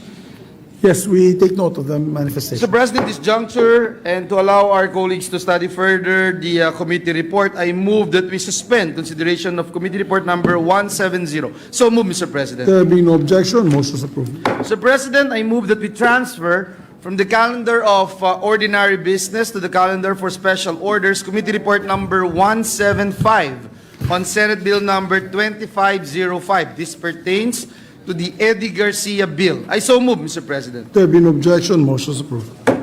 Mr. President, I move that we consider Senate Bill number 2505 under committee report number 175 and ask the Secretary to read the title of the measure. There being no objection, motion is approved. Secretary, please read the title of the measure. An act protecting the welfare of workers in the movie and television industry. Mr. President, to sponsor the measure, I move to recognize Senator Jinggoy Estrada, the chairperson of the Senate Committee on Labor, Employment, and Human Resources Development, to deliver the sponsorship speech. Our distinguished colleague, the chairman of the Committee on Labor and Employment, and also former movie industry stalwart, no other than Senator Jinggoy Estrada. Thank you, Mr. President. Mr. President, esteemed colleagues, distinguished guests, good afternoon. Your Committee on Labor, Employment, and Human Resource Development, joint with the Committee on Public Information and Mass Media, is honored to sponsor Senate Bill number 2505 under Committee Report number 175, entitled An Act Protecting the Welfare of Workers in the Movie and Television Industry, or simply known as the Eddie Garcia Law. This substitute measure is a consolidation of Senate Bill numbers 450, 1889, and 460 filed by Senators Padilla, Lapid, and this representation, including Senator Revilla, taking into consideration House Bill number 1270, which had already been approved on final reading earlier this year. Nakakalungkot mambanggitin, Ginoong Pangulo. Pero ang panukalang ito ay bunga ng aksidente sa television shooting na naging dahilan ng pagkamatay ng batikang aktor na si Eddie Garcia noong 2019. Despite his age, he was 90 years old at that time, the screen legend remained active in doing movies and television series. This unfortunate incident and his untimely demise, which shocked the industry, led some actors and workers to push for reforms, calling out dangerous working conditions, especially on the set, thus paving the way for this measure. Mr. President, this measure was put forward in order to ensure that workers, especially those who work behind the cameras and work tirelessly, even beyond normal working hours, are provided opportunities for gainful employment and decent incomes and are protected from abuse, extended working hours, harassment, hazardous working conditions, and economic exploitation. We have included specific provisions on social welfare benefits and insurance for work-related incidents or deaths that would provide the much-needed security and protection in an industry known for its unpredictable nature. Matagal nang sinasabi ng movie at television industry ay isang peculiar industry or isang unique industry. Tila naging normal na rin para sa mga artista at manggagawa ang magtrabaho ng mahabang oras sa puntong umaabot pa ng 36 na oras o higit pa, non-stop at palipat-lipat ng lokasyon para lamang maihabol ang petsa ng film showing o airing ng TV series. While we acknowledge that this is indeed a unique industry, stakeholders admitted during our public hearings and consultations that there have been a lot of abuses regarding prolonged work hours, which, in effect, could be detrimental to the health of the artists, producers, and workers. In fact, there had been reports that some deaths in the industry may be attributed to burnout as a result of stretched working hours. And not only that, despite working extended hours sans turnaround time, they usually do not have social safety nets, security of tenure usually accorded to regular workers, and waiting or rest areas on the set. Naranasan ko po rin yan, Ginoong Pangulo. Nung ako'y nagsisimula pa lamang bilang isang artista. Gigising ka na madaling araw para maghanda. Pupunta sa probinsya at darating sa call time na alas 6 ng umaga, pero kukunan ka ng alas 9 ng gabi. Wala po ako magagawa kasi hindi po ako katulad ni Bong Revilla, Lito Lapid at Robin Padilla na ngayon superstar. But kidding aside, this has been the unregulated practice in the industry for so long. And many have already accepted that this is the norm in the movie and TV industry. Mas kawawa po ang mga production staff, logistics crew, at iba pang nagpapagod sa likod ng camera. Mas maaga po ang call time nila at nauna sila ng ilang araw sa set dahil kailangan nila mag-impake ng bulto-bultong gamit, maglatag ng kable, magpintura, o mag-set up ng lighting. Minsan, iba-iba pa ang set location. Sila rin ang huling aalis pagkatapos ng shoot para magligpit ng gamit. The World Health Organization and the International Labor Organization warned that excessive hours, lack of rest, and life-threatening levels of fatigue are increasing deaths from heart disease and stroke worldwide. According to a joint report released in 2021, more than 745,000 people died in 2016 from heart disease and stroke related to working more than 55 hours per week, making long working hours as one of the biggest occupational health hazards. The World Health Organization and the ILO also estimates that exposure to long working hours reduces life expectancy and diminishes the quality of life. Physical and mental strain of overworked people can start from fatigue, stress, impaired sleep, and unhealthy lifestyle changes. In addition, overworking work performance and results in productivity loss due to illness or occupational injuries. Of course, for a country like the Philippines, extended working hours in this industry means bigger pay, actually higher than the prevailing minimum wage. Sino naman ang may ayaw nito? Your family can have a fairly decent life compared with regular workers. Ika nga, kayod, kalabaw at lagare hanggat kaya ng katawan. And this has become lucrative, especially for youngsters and heads of the family. They have higher take-home pay for their families. Eventually, however, Mr. President, extended working periods will take a toll on your health. Not only that, time with your family also suffers. And the sad fact is, when the worker quits, the worker will just get replaced. And this recurrent practice just continues. Stress-related illnesses or mental health issues arising from this unhealthy yet under-recognized and overlooked practice in the movie and TV industry often go unnoticed, especially for the production crew, maybe for fear of being replaced and for economic uncertainties.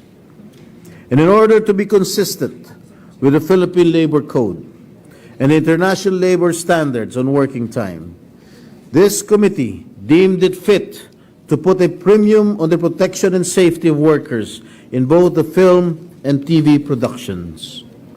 Mr. President, how would workers be able to to keep working for their passion and the industry they love if the same industry takes advantage of them? It is high time that we regulate this long-standing practice, and we need to institute measures to impose standards and bring about change. Under this proposal, Mr. President, normal work hours shall be 8 hours a day, up to a maximum of 14 hours, exclusive of meal periods, or a total of 60 hours in a week. Workers aged 60 years old and above shall be allowed, under exceptional circumstances as defined by the Tripartite Council, to work beyond 8 hours to 14 hours a day. Workers shall also be governed by an employment contract to protect their interest, which shall include, among others, pertinent details about the job and its description, as well as the work hours and commensurate rate or any applicable benefits. Workers who have existing projects or contracts with other production outfits should also not be discriminated against unless exclusivity is specified.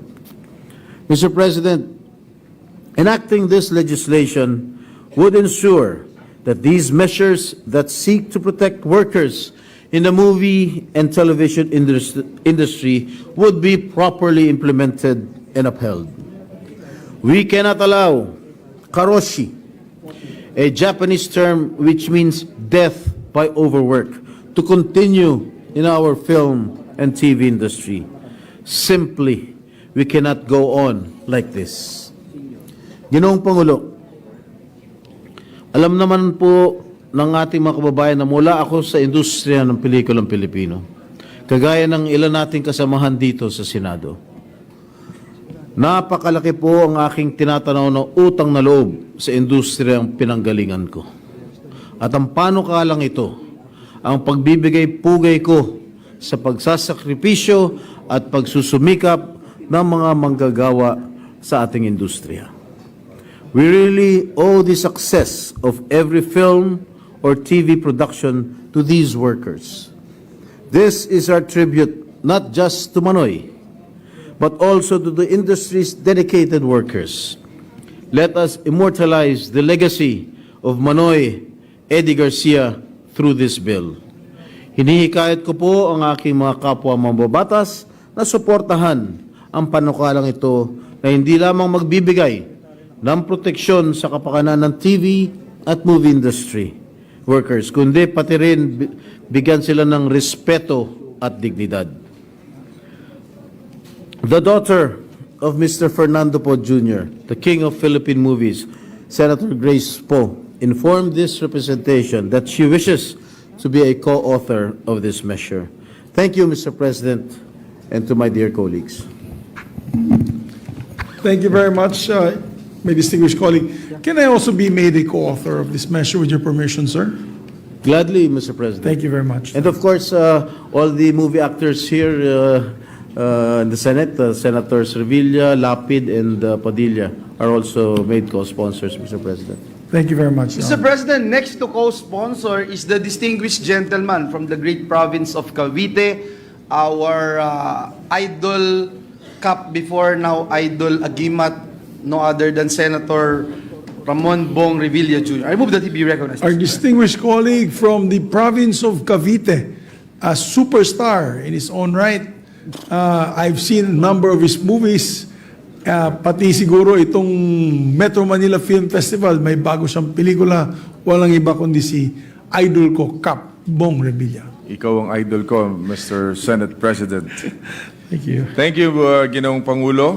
Mr. President, I rise today to co-sponsor Senate Bill number 2505 under Committee Report number 175, or the Eddie Garcia Law, which aims to protect the welfare of our dear colleagues in the Philippine movie and television industry. Isang karangalan po na maging kaisang tumindig para maisabatas itong panukalang naglalayong siguraduhin na nababantayan at napoprotektahan ang kapakanan at kalagayan ng ating mga kasamahan sa media at entertainment industry. Dito na po ako isinilang at nagkamuwang. I have walked and run in the same shoes worn by them. Kaya naunawaan ko ang lahat ng kanilang mga pinagdadaanan.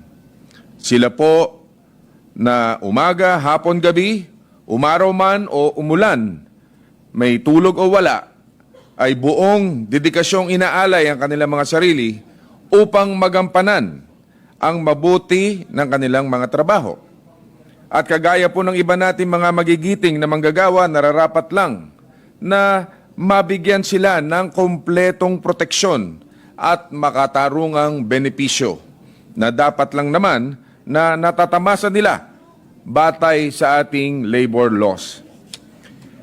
Mapa-artista man, stuntman, crew, cameraman, production assistant, makeup artist, tagahawak ng ilaw, o tagabuo ng set at iba pang mga staff. Ano pa mang posisyon nila, lahat po ay may malaking ambag upang makapagbigay hindi lamang kasiyahan sa mga Pilipino, kundi maghatid din ng kontribusyon sa paglago ng ating ekonomiya at pagyabong ng ating kultura.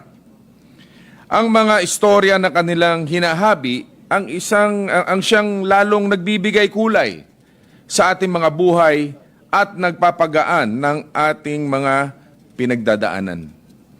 Kaya suportado ko po ang layunin ng panukalang ito na tiyakin ang ligtas na makatarungang working conditions sa hanay ng industriyang ito at magkaroon ng istriktong pagpapatupad ng occupational safety and health standards.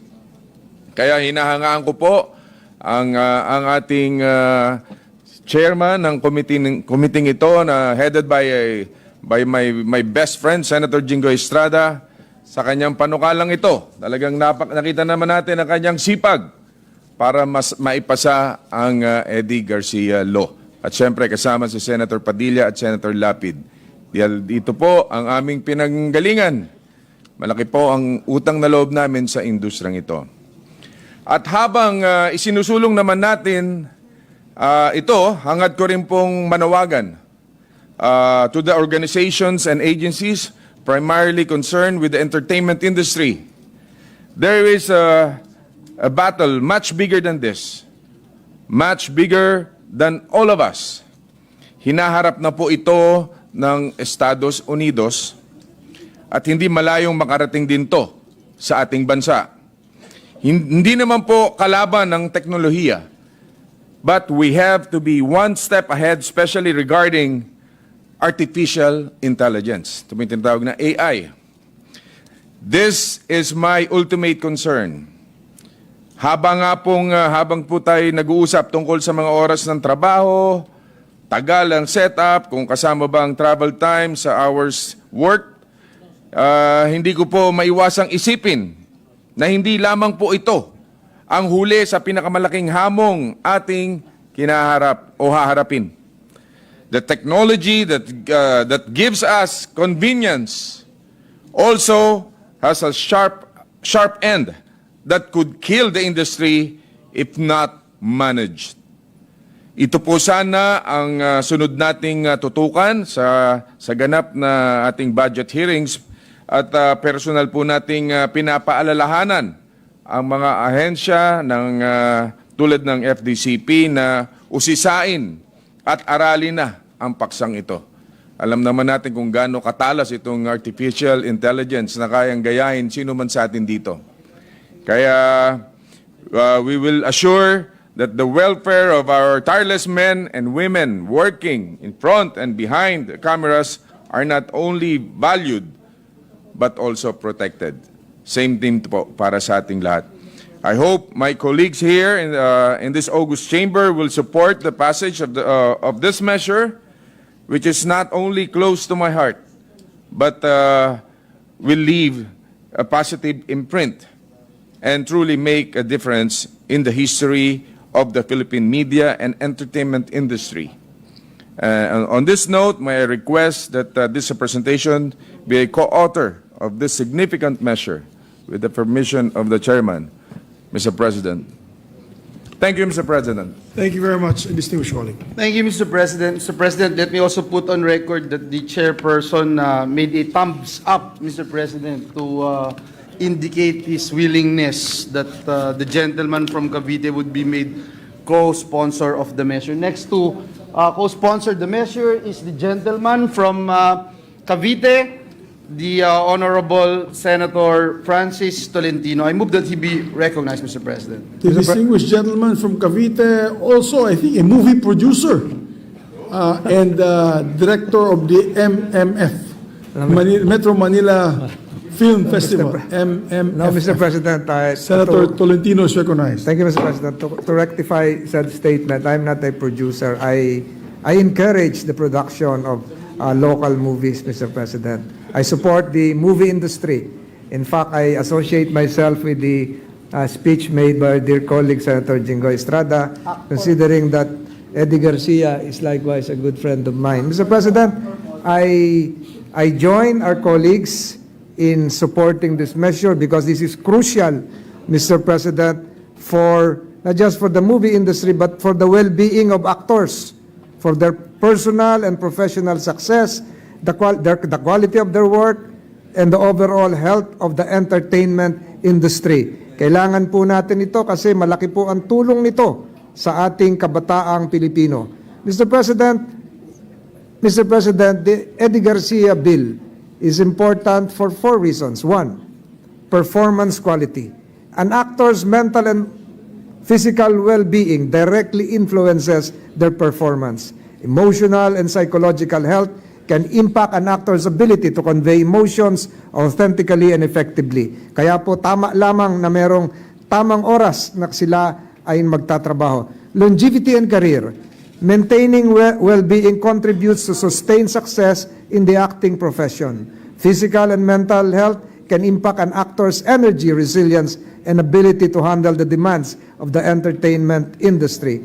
Number 3, their creativity and innovation. The well-being of an actor or actress fosters a positive mindset and creativity. Actors often need to think outside the box, and a healthy state of mind can contribute to innovative and compelling performances. Number 4, Mr. President, and this is perhaps likewise the role of government, is it will promote a good workplace culture, prioritizing the well-being of actors, contribute to a positive and supportive workplace culture. This in turn can enhance collaboration, teamwork, and the overall satisfaction of the entertainment industry. Number 5, it will enhance the public image of the movie industry. The public often looks to actors as the role models, like our colleagues here. A positive and healthy lifestyle can set an example for fans and contribute to a positive public image. And finally, Mr. President, there is this ethical and legal consideration. Ensuring the well-being of actors and actresses is also a matter of ethical and legal responsibility. Perhaps not just enshrined in the conventions that our country signed, not just enshrined in the Labor Code of the Philippines, but providing a safe and healthy working environment is a fundamental aspect of labor practices in the entertainment industry. Having said all of this, Mr. President, I support the measure filed, sponsored by the good Senator Jinggoy Estrada. Maraming salamat po, Mr. President. Maraming salamat, our distinguished colleague, Senator Tolentino. Siyempre, Ginoong Pangulo, kailangan nating marinig ang isa pa sa ating action star dito sa Senado, walang iba kundi si Senator Robin Hood Padilla. I move that he be recognized, Mr. President. Our distinguished colleague, Senator Robin Hood Padilla, na pinapanood ko minsan sa gabi. Meron pong yung mga lumang pelikula ng Pilipino. I forget the name of that cable TV. PBO. PPO. Oo, napapanood ko po siya. At pati yung mga love interest niya, nandun. Napapanood din po natin. Walang iba kundi si Senator Robin Hood Padilla. Maraming salamat po, Ginoong Pangulo, at sa atin pong pinunong mayorya. Napakaganda po ng mga sesyon natin ngayong araw na to sapagkat patungkol po sa manggagawa. Inumpisahan po ni Senator Amy Marcos, sinundan po ni Senator Tolentino kay Ate Elvie. At ngayon na po, pinag-uusapan naman po natin ang patungkol naman po sa mga manggagawa sa pelikulang Pilipino. At napakahalaga po din ng mabanggit na ang una po, mga bayani natin na nagsagawa ng revolusyonaryong paggawa, na katulad po nila Andres Bonifacio, Macario Sakay, Emilio Jacinto, mga artista din po ito sa entablado. At nakakatuwa pong isipin na ito pong panukala na isinusulong ng ating mahal na kapatid na Senator Jinggoy Estrada ay pagsunod po sa mga inumpisahan din ng ating pong dating Pangulo na si Joseph Estrada na patungkol naman po sa MOVEL Fund na nagbigay din po ng mga magagandang benepisyo sa mga taga-pelikula. Ito po ay tuloy-tuloy na pakikibaka ng mga artista para po magkaroon ng napakagandang tinatawag po nating environment naman sa amin pong pinagtatrabahuhan. Dahil nabanggit po kanina ni Senator Jinggoy Estrada at ni Senator Bong Revilla, totoo po yun. Minsan umaabot po kami ng 36 hours diretso. Yun na po yung mga talagang matatawag po naming masama na sa kalusugan. Kaya ako po ay humihingi ng kumakatok sa puso ng atin pong mga kasamang mga senador na suportahan po itong panukala na ito, lalong-lalo na po sa mga senador na may kinalaman sa show business, katulad din po ni Senator Grace po, ni Senator Chis Escudero, ni Senator Sherwin Gatchalian, Senator Raffy Tulfo, at si Ma'am Risa Hontiveros, na isa pong stage actress, si Senator Coco Pimentel, Senator Joel Villanueva, at siyempre po si Senate President Mig Subiri. Inihingi po namin ang inyo pong suporta sa panukala na ito. Sabi nga po nila, ito daw pong itatranslate ko po sa Tagalog. Ang sabi po nila, ang pag-asa ay nakalagak sa mga panaginip, imahinasyon at lakas ng loob upang gawing realidad ang isang pangarap. Ito po ay isang pangarap ng mga Hindi lamang po ng mga artista, kundi lahat ng nagtatrabaho sa telebisyon, pelikula, maging mga sabihin po natin sa entablado. Ito po ang kanilang pangarap, magkaroon po ng tamang oras ng pagtatrabaho. At ako din po ay nagpapasalamat kay Senator Tolentino dahil sa matagal na panahon na siya po ay nakasuporta sa Metro Manila Film Festival. At alam ko po, itong panahon niya ay isinusulong din po niya magkaroon ng tamang oras ng pagtatrabaho. Kaya kasama po ang mga kapwa nating artista na nanatili ang puso sa aming pinagmulang tahanan na sina Senator Lito Lapid, Senator Bong Revilla, sa pamumuno po ni Senator Jingo Estrada, bilang tagapangulo po ng Senate Committee on Labor, Employment at Human Resources. Tinipon po natin ang mga bituin ng pinilakang tabing at ang mga manggagawa sa mga serye, katulad po ni kapatid na Coco Martin, at nagkaroon po kami ng mga hearing at doon po lumabas lahat sa kanilang mga puso ang pagnanais na maisulong po itong batas na to. At sana po, inshallah, maging makatotohanan po ito sa pamamagitan po ng inyong pagsuporta. Maraming salamat po, Ginoong Pangulo. Maraming salamat, Senator Robin Padilla. Mr. President, before I move that we suspend the consideration of this particular measure, may I just place into the record that when this representation headed the Committee on Labor last Congress, Mr. President, we actually came up with a committee report. Unfortunately, for lack of time, we were not able to pass this particular measure.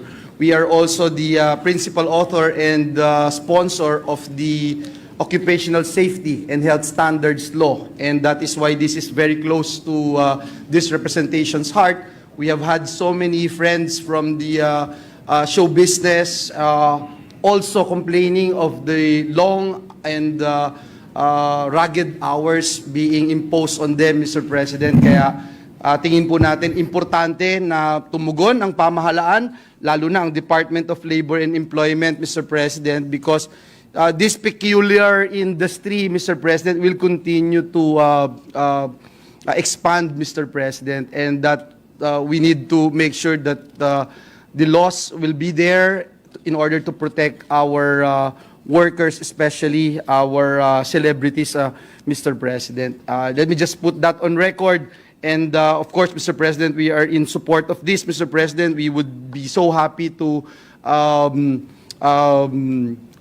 add our inputs, Mr. President, and help out in ensuring that we'll be able to pass a landmark legislation that will not only honor our good friend, my good friend Eddie Garcia, but also to honor our workers, especially in the movie and television industry. With that, Mr. President, I move that we suspend consideration of Senate Bill number 2505 under Committee Report number 175. Yes, before we suspend, Senator Jingo is facing his hand. Maybe I wish to invite the Majority Leader to be one of the co-sponsors of this bill, together with Senator Sherwin Gatchalian, because his girlfriend is also a member of the movie industry, and together maybe with Senator Chis Escudero, because his wife is a member of the movie industry. Maybe know who's the girlfriend, Mr. President? The girlfriend, I think it's privileged information, unless the gentleman would like to put on record the girlfriend of Senator Wing Gatchalian. The gentleman from San Juan brought it up, so I wanted to find out, Mr. President. But maybe you can ask. Maybe you can ask Senator Sherwin. But certainly, Mr. President, we're more than willing to be of help in any way we can, Mr. President. All you have to do is look at the Twitter account of Senator Gatchalian, and you will see all sorts of movies, short movies, at home, in the office with the girlfriend, and in the car. Wala ba sa car? Okay. In the kitchen. In the kitchen. Cooking. Yes. I think he wants to be an actor, also Majority Leader. He's been applying for quite some time, Mr. President. Mr. President, with that, I move that we suspend consideration of Senate Bill number 2505 under Committee Report number 175. So move, Mr. President. Yes, and before we suspend, let's hope that the sponsor can wrap it up tomorrow with no objection from the minority so that mahabol po natin for third reading next week kung pwede sana. I think it's a happy bill, but we'll work overtime tomorrow. Hopefully we can approve it soon enough. So there being no objections to the motion, motion is approved. Ask for a minute suspension, Mr. President. Session suspended.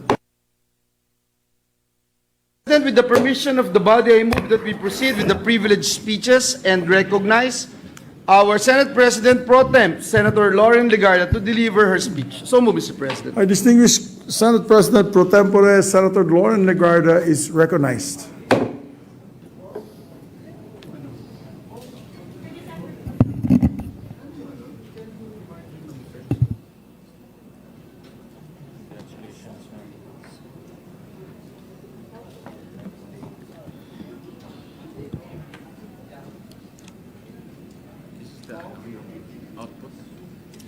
Thank you, Mr. President.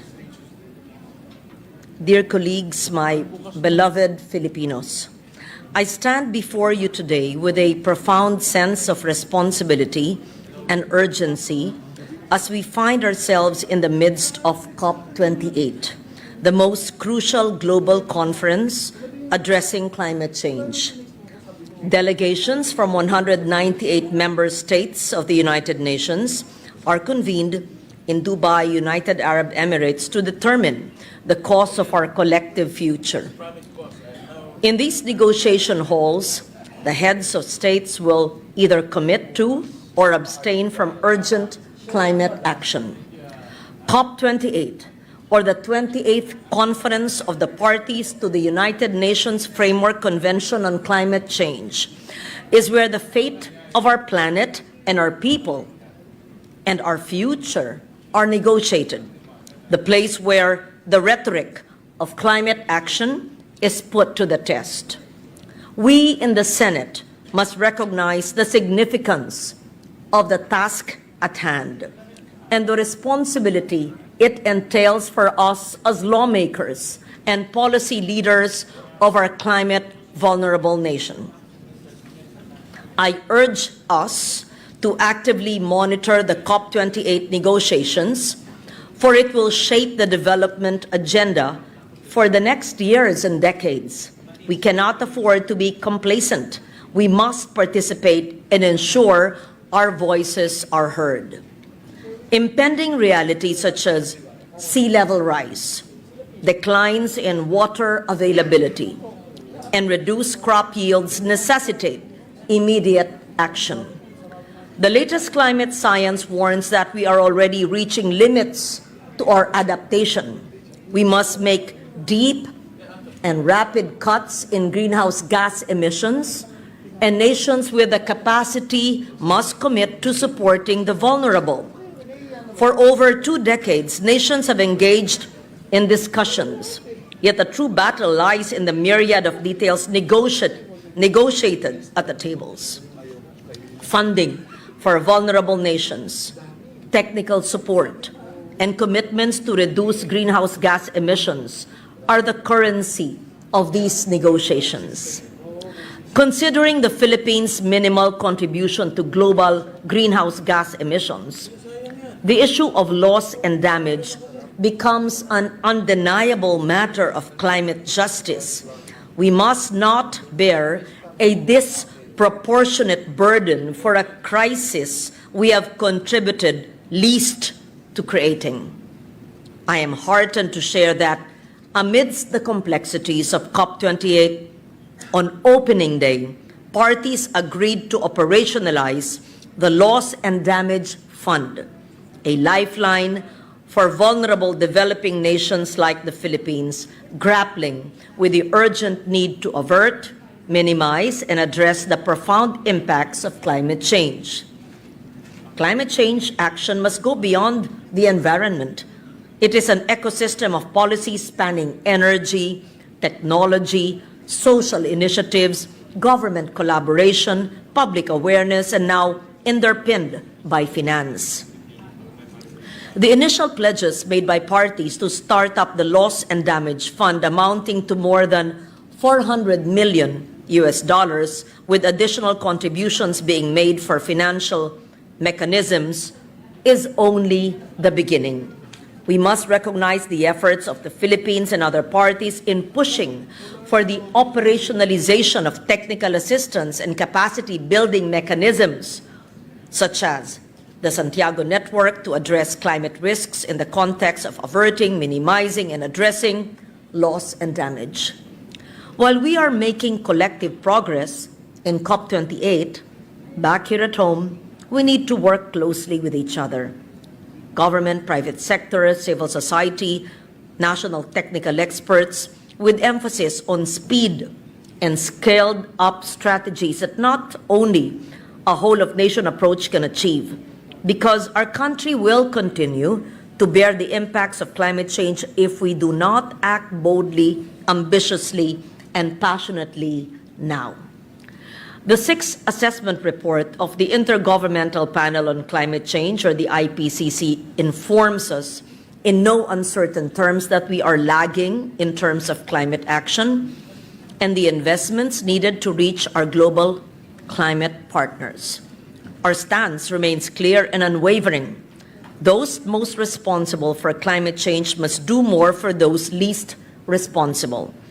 As we navigate the intricacies of COP28, let us not only celebrate the victories achieved, but also remain vigilant in our pursuit of a sustainable and resilient future for our people. In this context, I commend the government's recent approval of additional climate adaptation projects through the People Survival Fund.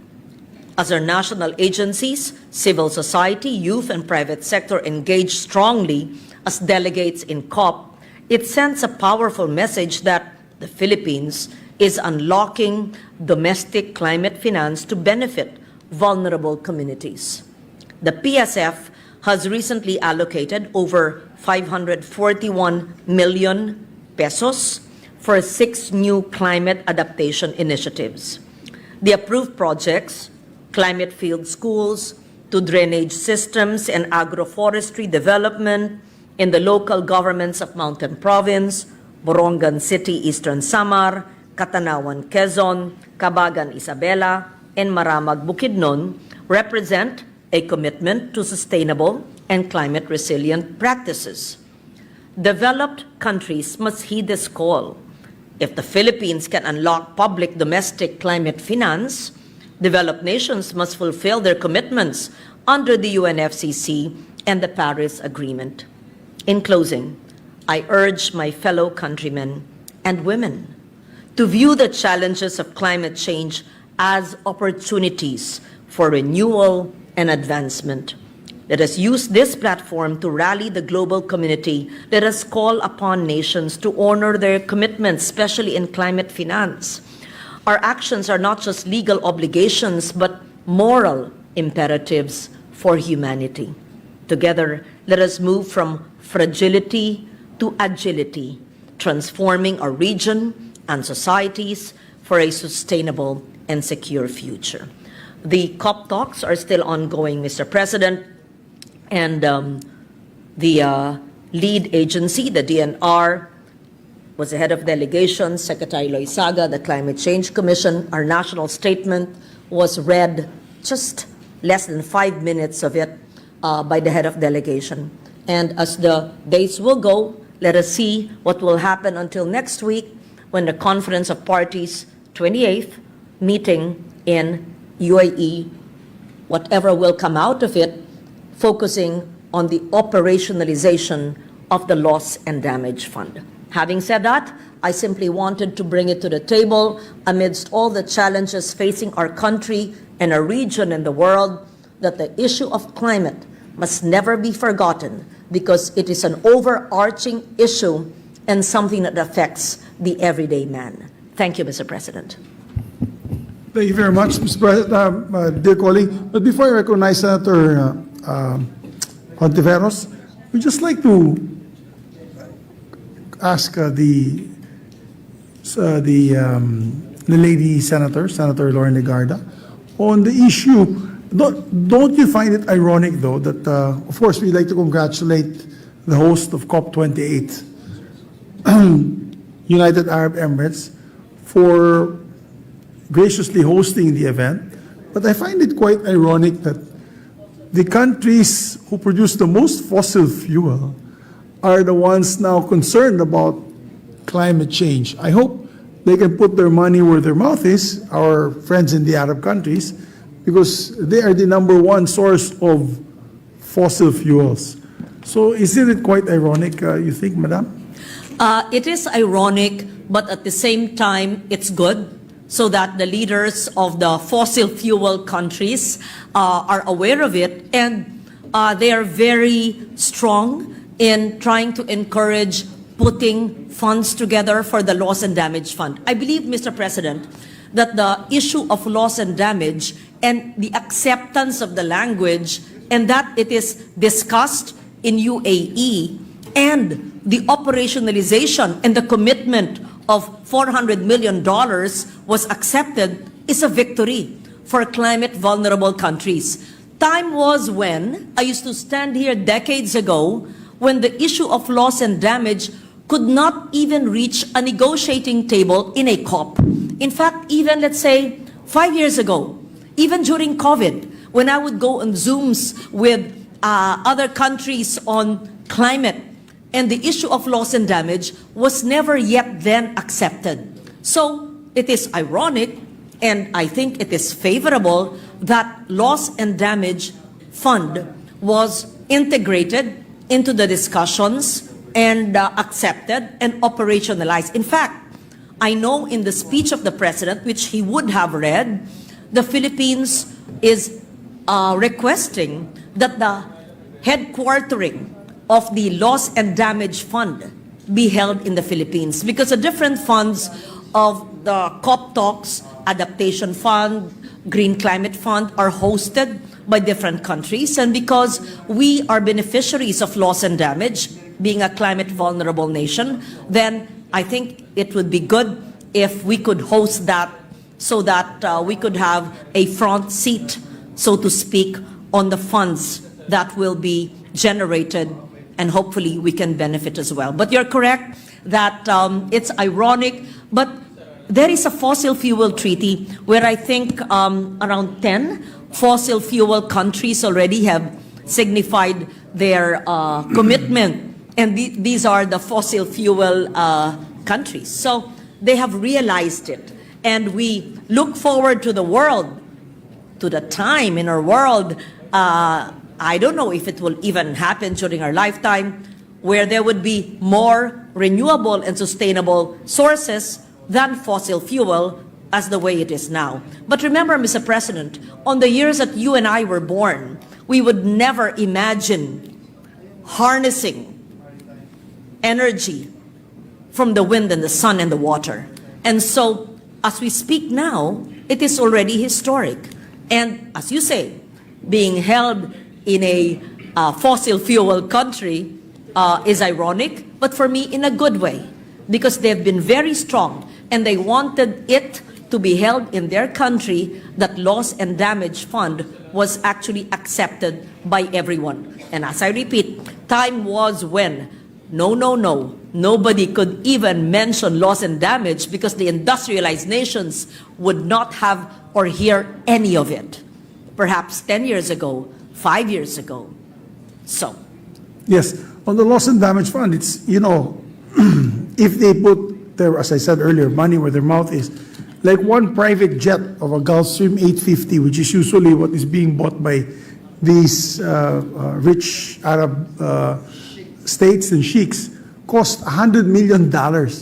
Maybe they can forego buying brand new planes and putting it in that fund. So countries like the Philippines and the Pacific Island groups and Asians who are affected by the severe typhoons and rise in water levels, sea levels, can actually be able to at least be able to be given, or they can be, this fund can be shared to them so that they can do climate change adaptation. So, well, again, I'm not skeptical. I'm very hopeful, like you. We're both optimists.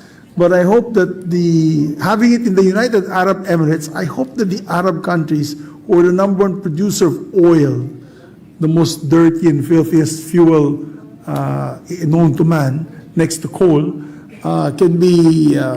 can actually put that action into actual programs and a fund that can be actually used by countries that need it the most. So thank you for putting this out, Your Honor, in our consciousness today. And we hope that it will be a successful COP28 meeting, and hopefully by the end of the meeting and the conference, something good will come out of it. Thank you for your thoughts, Mr. President. Thank you. Madam Senator Risa Deveros? Yes, Madam, our Deputy Minority Floor Leader.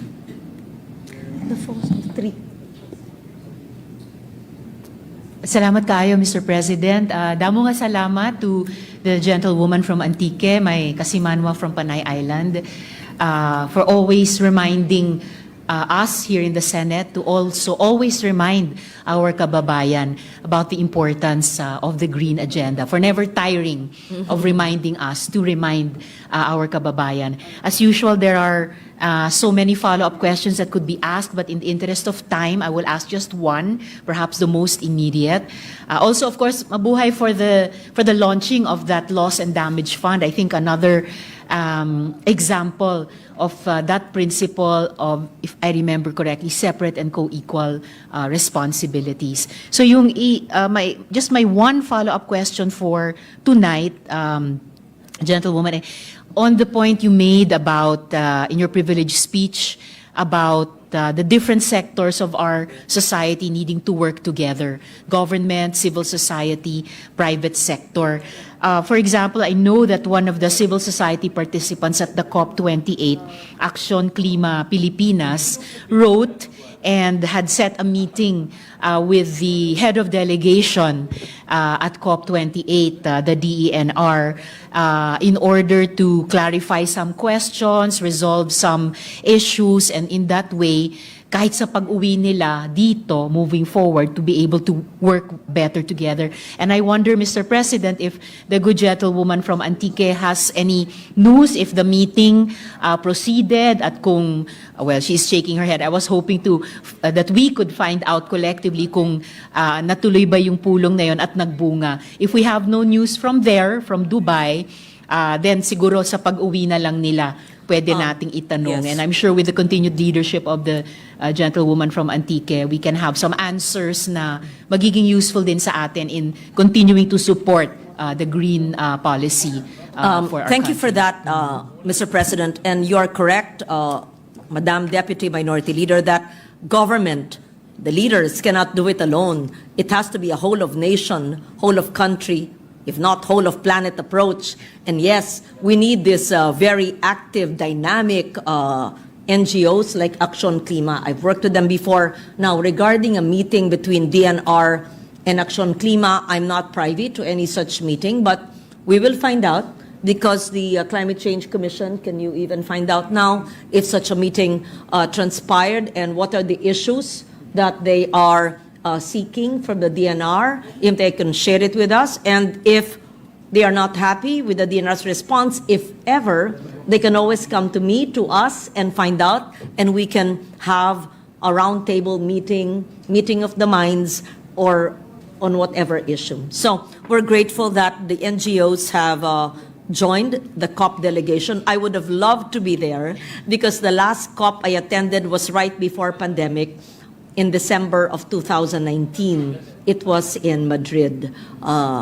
Then the lockdowns happened, and I've not been to COP. On the other hand, I want to limit my carbon footprint, and we're able to monitor it online. But of course, the bilateral meetings and the events and the negotiations are not the same if it is virtual and if it was face-to-face. But we'll see.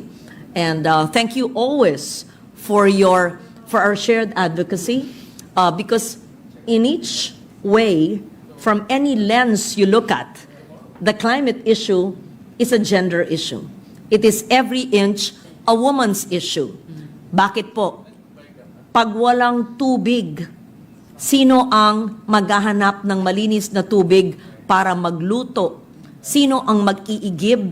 Siyempre, minsan inuutusan yung asawa o yung kuya o yung tiyo, pero ang namomblema, sa potable water para mainom ng kanyang mga anak, di ba usually yung nanay.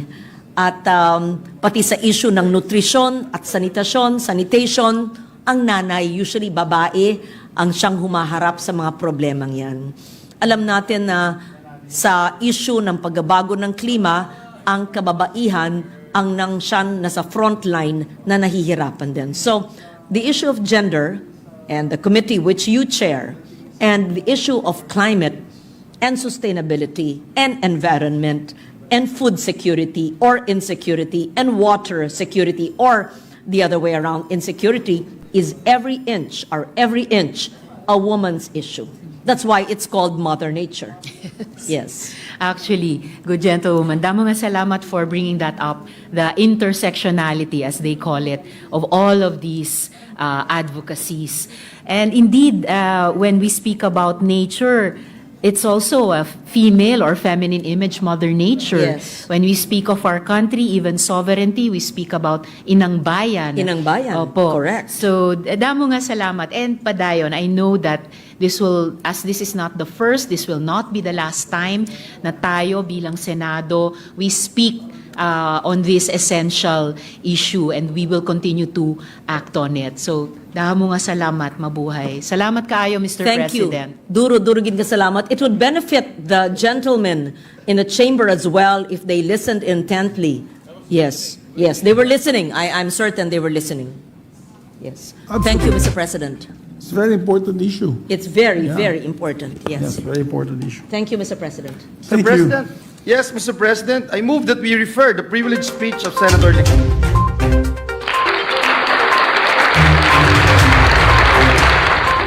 Okay, so yun mga kaibigan, napakinggan natin yung ginawang pagtalakay o talakayan ng Senado, no, tungkol sa ilang mga probisyon.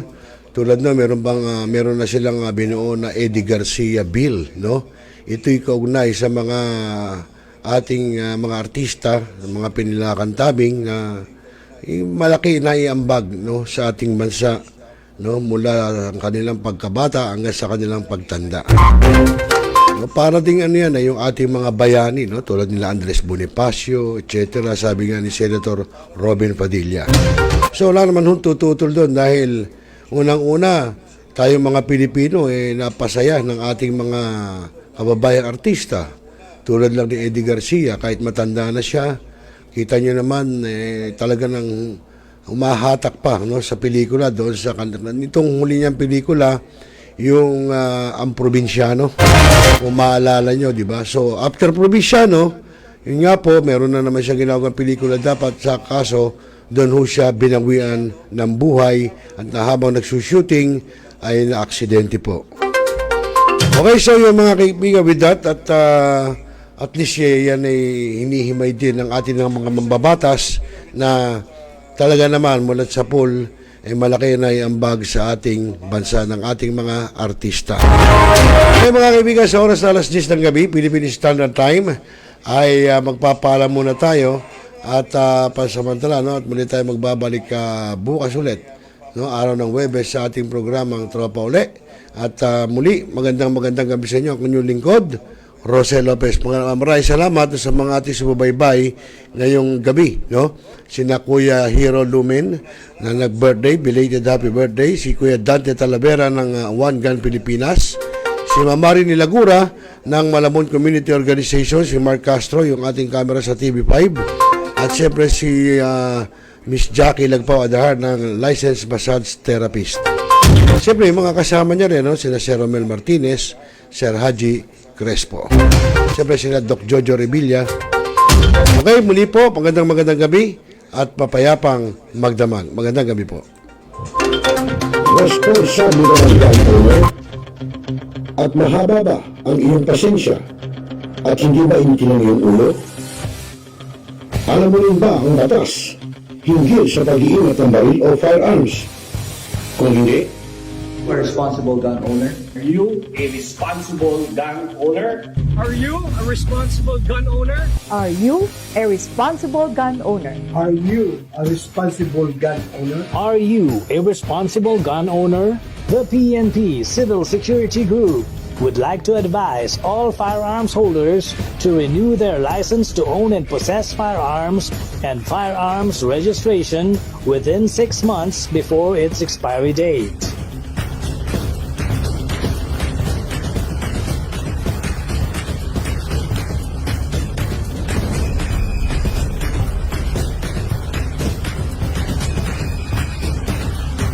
Tumawag na at makipag-ugnayan.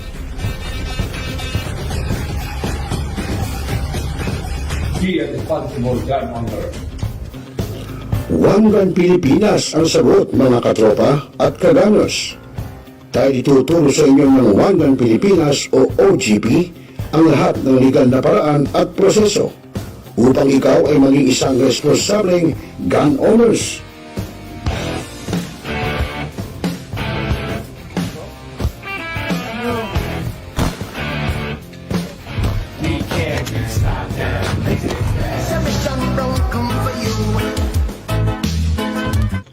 Ano pa hinihintay nyo, mga kagamers? Sali na sa One Gun Pilipinas ngayon na.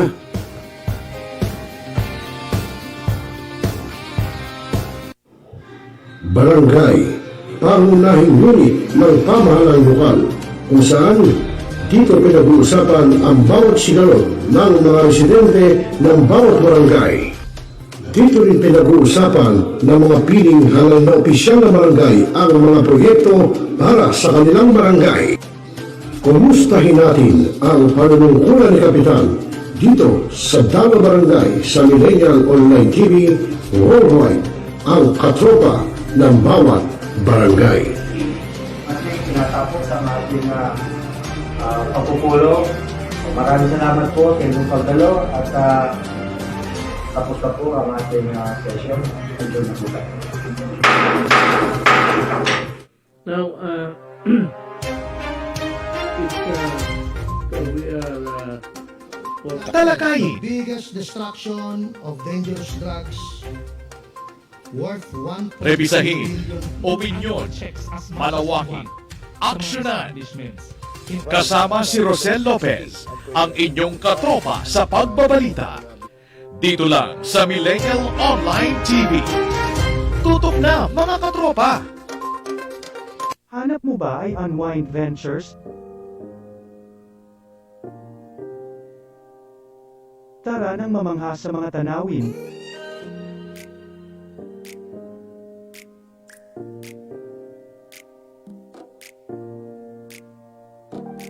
Ano man ang iyong travel goals?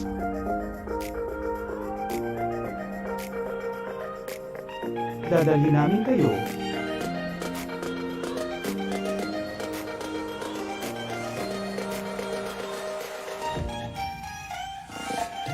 Sa Unwind Ventures at saya.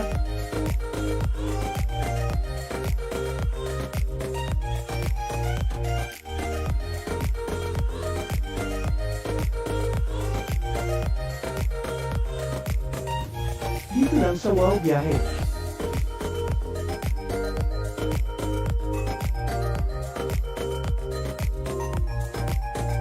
Kaya wow, di ba? Abangan dito lang sa Millennial Online TV. Hi, this is Hilary Gadon. Nananawagan ako sa ating mga katropa, no? At mga kaibigan, mga kababayan na palaging tumutok sa Millennial Online TV. At yan ay pinangunahan at yan ay pinangangasiwaan ng aking kaibigan na si ROCEL. At ang mga nanonood dyan ay hindi bobo! Mga kababayan, ang pambansang awit ng Pilipinas. Kayang magiliw, telas ng sinakalan, alam ng puso, sa titik mo'y buhay. Upang hinirang, kuya ka ng magiting, sa manlulupin, di ka pasisigil, sa nagatak tutok sa simoy at sa langit ng pangaw, ay hinatang tulad, awit sa pagkayang minamahal. Ang isang ng matawad mo'y tagumpay na naghihingi, ang bituin at araw niya kailan pa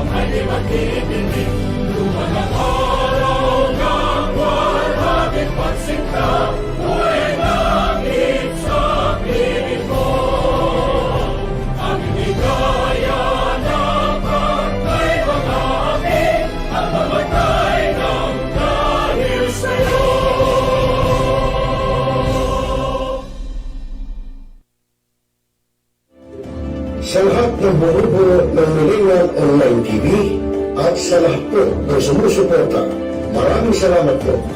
Millennial Online TV is now signing off.